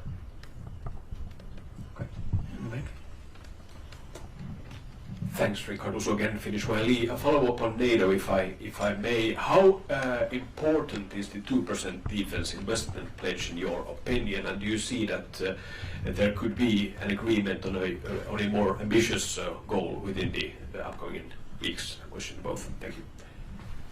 Go on, you first. Well, of course, the pledge that we're working with now was working towards 2% next year. And so obviously we have to make a new pledge, and we're seeing almost every NATO country, except for those who were already there, stepping up and increasing their defence budgets. So have we in the Netherlands, 40% increase, working on spending that now, investing that money right now. And I think from my perspective, being the defence minister, it's extremely important to have a long-term perspective, because you need to be able to engage more people, let them do the military training, become professionals, and to invest in new capabilities. So it's very good to have a new pledge and to have that as our goal for the next decades. 2% is important because what Ukraine exposed is that our vulnerabilities go deeper than that. Our hollowing out, our lack of ammunition stocks, our poor state of some of our equipment, that some of our recruiting problems, the level of the armed forces. So, just to get ourselves where we should be, with the right readiness, the right equipment, the right enablers, I don't know many countries in Europe that don't need to spend money in that space, and in doing so, they will go above 2% or on 2%. Even us as a 2% country, the war stocks, all those things that have been probably, as I call them, unglamorous. So when it came to defence pressures, they were the ones that took the cuts. As people, people would rather have brand new platforms than actually make sure that they have a sort of 360 armed forces. So it is important. It's important culturally, because defence is not a discretionary spend. In the Cold War, most of our countries spent more on defence, and since 1991, it has continually dropped, certainly in Britain. The peace dividend that was probably right to be taken at the time by the taxpayer, they'd invested in our forces, but that carried on being taken, and defence sort of started to become more discretionary than core, like education, health and policing. Well, I think the 2% is a significant cultural mark that says this is a solid core function of government, and it needs to be invested in over a long period, because the platforms that the Netherlands and us buy together, they take 20 years, 10 years, 15 years to develop. So you can look good on the balance sheet in year one, but if you look bad in year 3, you won't be able to sustain what you've got. So I think it's an important flaw that I think people reach. And ultimately, the United States, one thing that unites President Obama, President Trump and President Biden was a belief that Europe had to carry more of the burden of defending Europe, and I don't think that's an unreasonable position to be in. Other questions? No? Okay, one. Yeah. Mr. Wallace, Leonie van Hielp again, NRC. I see the location of today's meeting as a compliment for the Netherlands. Is there room for improvement, or are you fully satisfied with the Dutch efforts on defence? We have to, so the great thing about the JEF is the professionalism of the forces that we work with is incredibly high. Some of it is historical. We celebrate, I think, 50 years of our marine relationship with the Netherlands and Britain, and I can't, it's been brilliant. I remember coming here literally a few days or after the invasion when I came to visit in The Hague, and front and centre, first in the line to support Ukraine was the Netherlands. I mean, absolutely, and I think I don't think it's a position of me being a judgment because we're partners. I think what we'd say is we've always been partners, we always will be, and the professionalism of both our forces. I live very near where the Dutch soldiers are training Ukrainians in Britain. I sometimes go and visit them up there. First of all, they're loving it, even though I live in the north of England and the weather is pretty Dutch. It is that we're just partners. So I don't think it's about judgment. I would never expect anything other than the greatest professionalism that we do when we deal with the Netherlands, both the ministry and the men and women of the armed forces. Do you have the same satisfaction with the efforts of Germany and France? Yeah, look, I mean, Germany put in the M270s long-range fires, right? They've been given a lot of sort of criticism, but ultimately one of the weapon systems that's caused more destruction to the Russian forces was the HIMARS and the M270. There were two M270 nations, Britain and Germany, another one was the US and the HIMARS, and that's made a real difference. So Germany, I think, are now bigger contributor to us, so they've put a lot in. They might do it at a different pace, but nevertheless, they've made a big difference. And France? Yeah, look, France is becoming one of the biggest contributors as well, and we all play to our strengths, but absolutely, I was in France last week. I think, despite best efforts for people to try and show there are differences, the international community has been pretty strong. We're 16 months in. We started this year donating tanks, and now F-16s. If I said to you 18 months ago, do you think anyone other than the United States, Denmark and Netherlands, for example, would be leading the charge to help Ukraine acquire F-16s? You wouldn't believe it. We all remember the row in Poland about giving MiG-29s, I think, at the beginning of this. So, seeing this European effort, aren't you a bit disappointed by the Ukrainian offensive at the moment? I don't think any of us can be disappointed. We're not fixing bayonets and running towards the guns. I think they suffer, but the Russians suffer significant losses as a result of the brave Ukrainians. All I know is it's going to plan. They're being successful. They've maintained momentum. They're outnumbered sometimes in the Air Force and in parts of it, and they've repelled one of the biggest armies in the world. One quick one. Gabrielius Landsbergis, the foreign minister of Lithuania, gave an interview to the FT yesterday where he said that NATO still doesn't have a plan for the Baltics. There's no peacetime message to Putin, and 4 weeks out from Vilnius, they're still not satisfied with what's being offered. Do you think that's fair? Do you think the Baltic nations should still feel... I haven't finished reading the 3,000-page regional plan. So if 3,000 pages of plan isn't a plan, I would dread to see what a plan is supposed to be. It's highly detailed regional plan. It's 3,000 pages that cover all the details.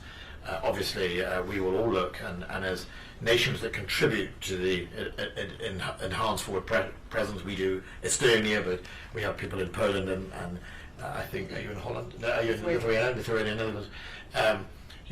We have a unique relationship with those host countries, so we'll get a real understanding. But we're also there to support those host countries. So if Estonia has worries about the regional plan... The Estonians don't complain. They're quite happy.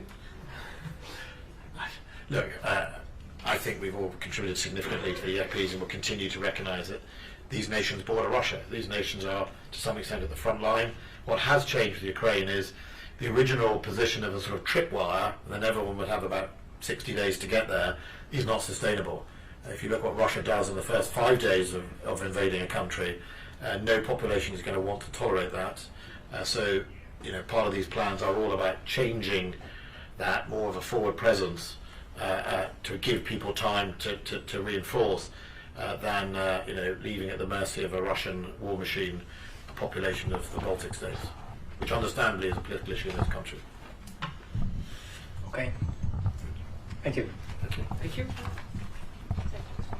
Brittiministeri Ben Wallace nähdään yhtenä vahvimmista ehdokkaista pääsihteeri Stoltenbergin seuraajaksi. Päätökseen nimitykseen vaaditaan kuitenkin jäsenmaiden yksimielinen hyväksyntä. Ja, ik zie hier alleen maar. Kom terug. Nog een keer. Ja.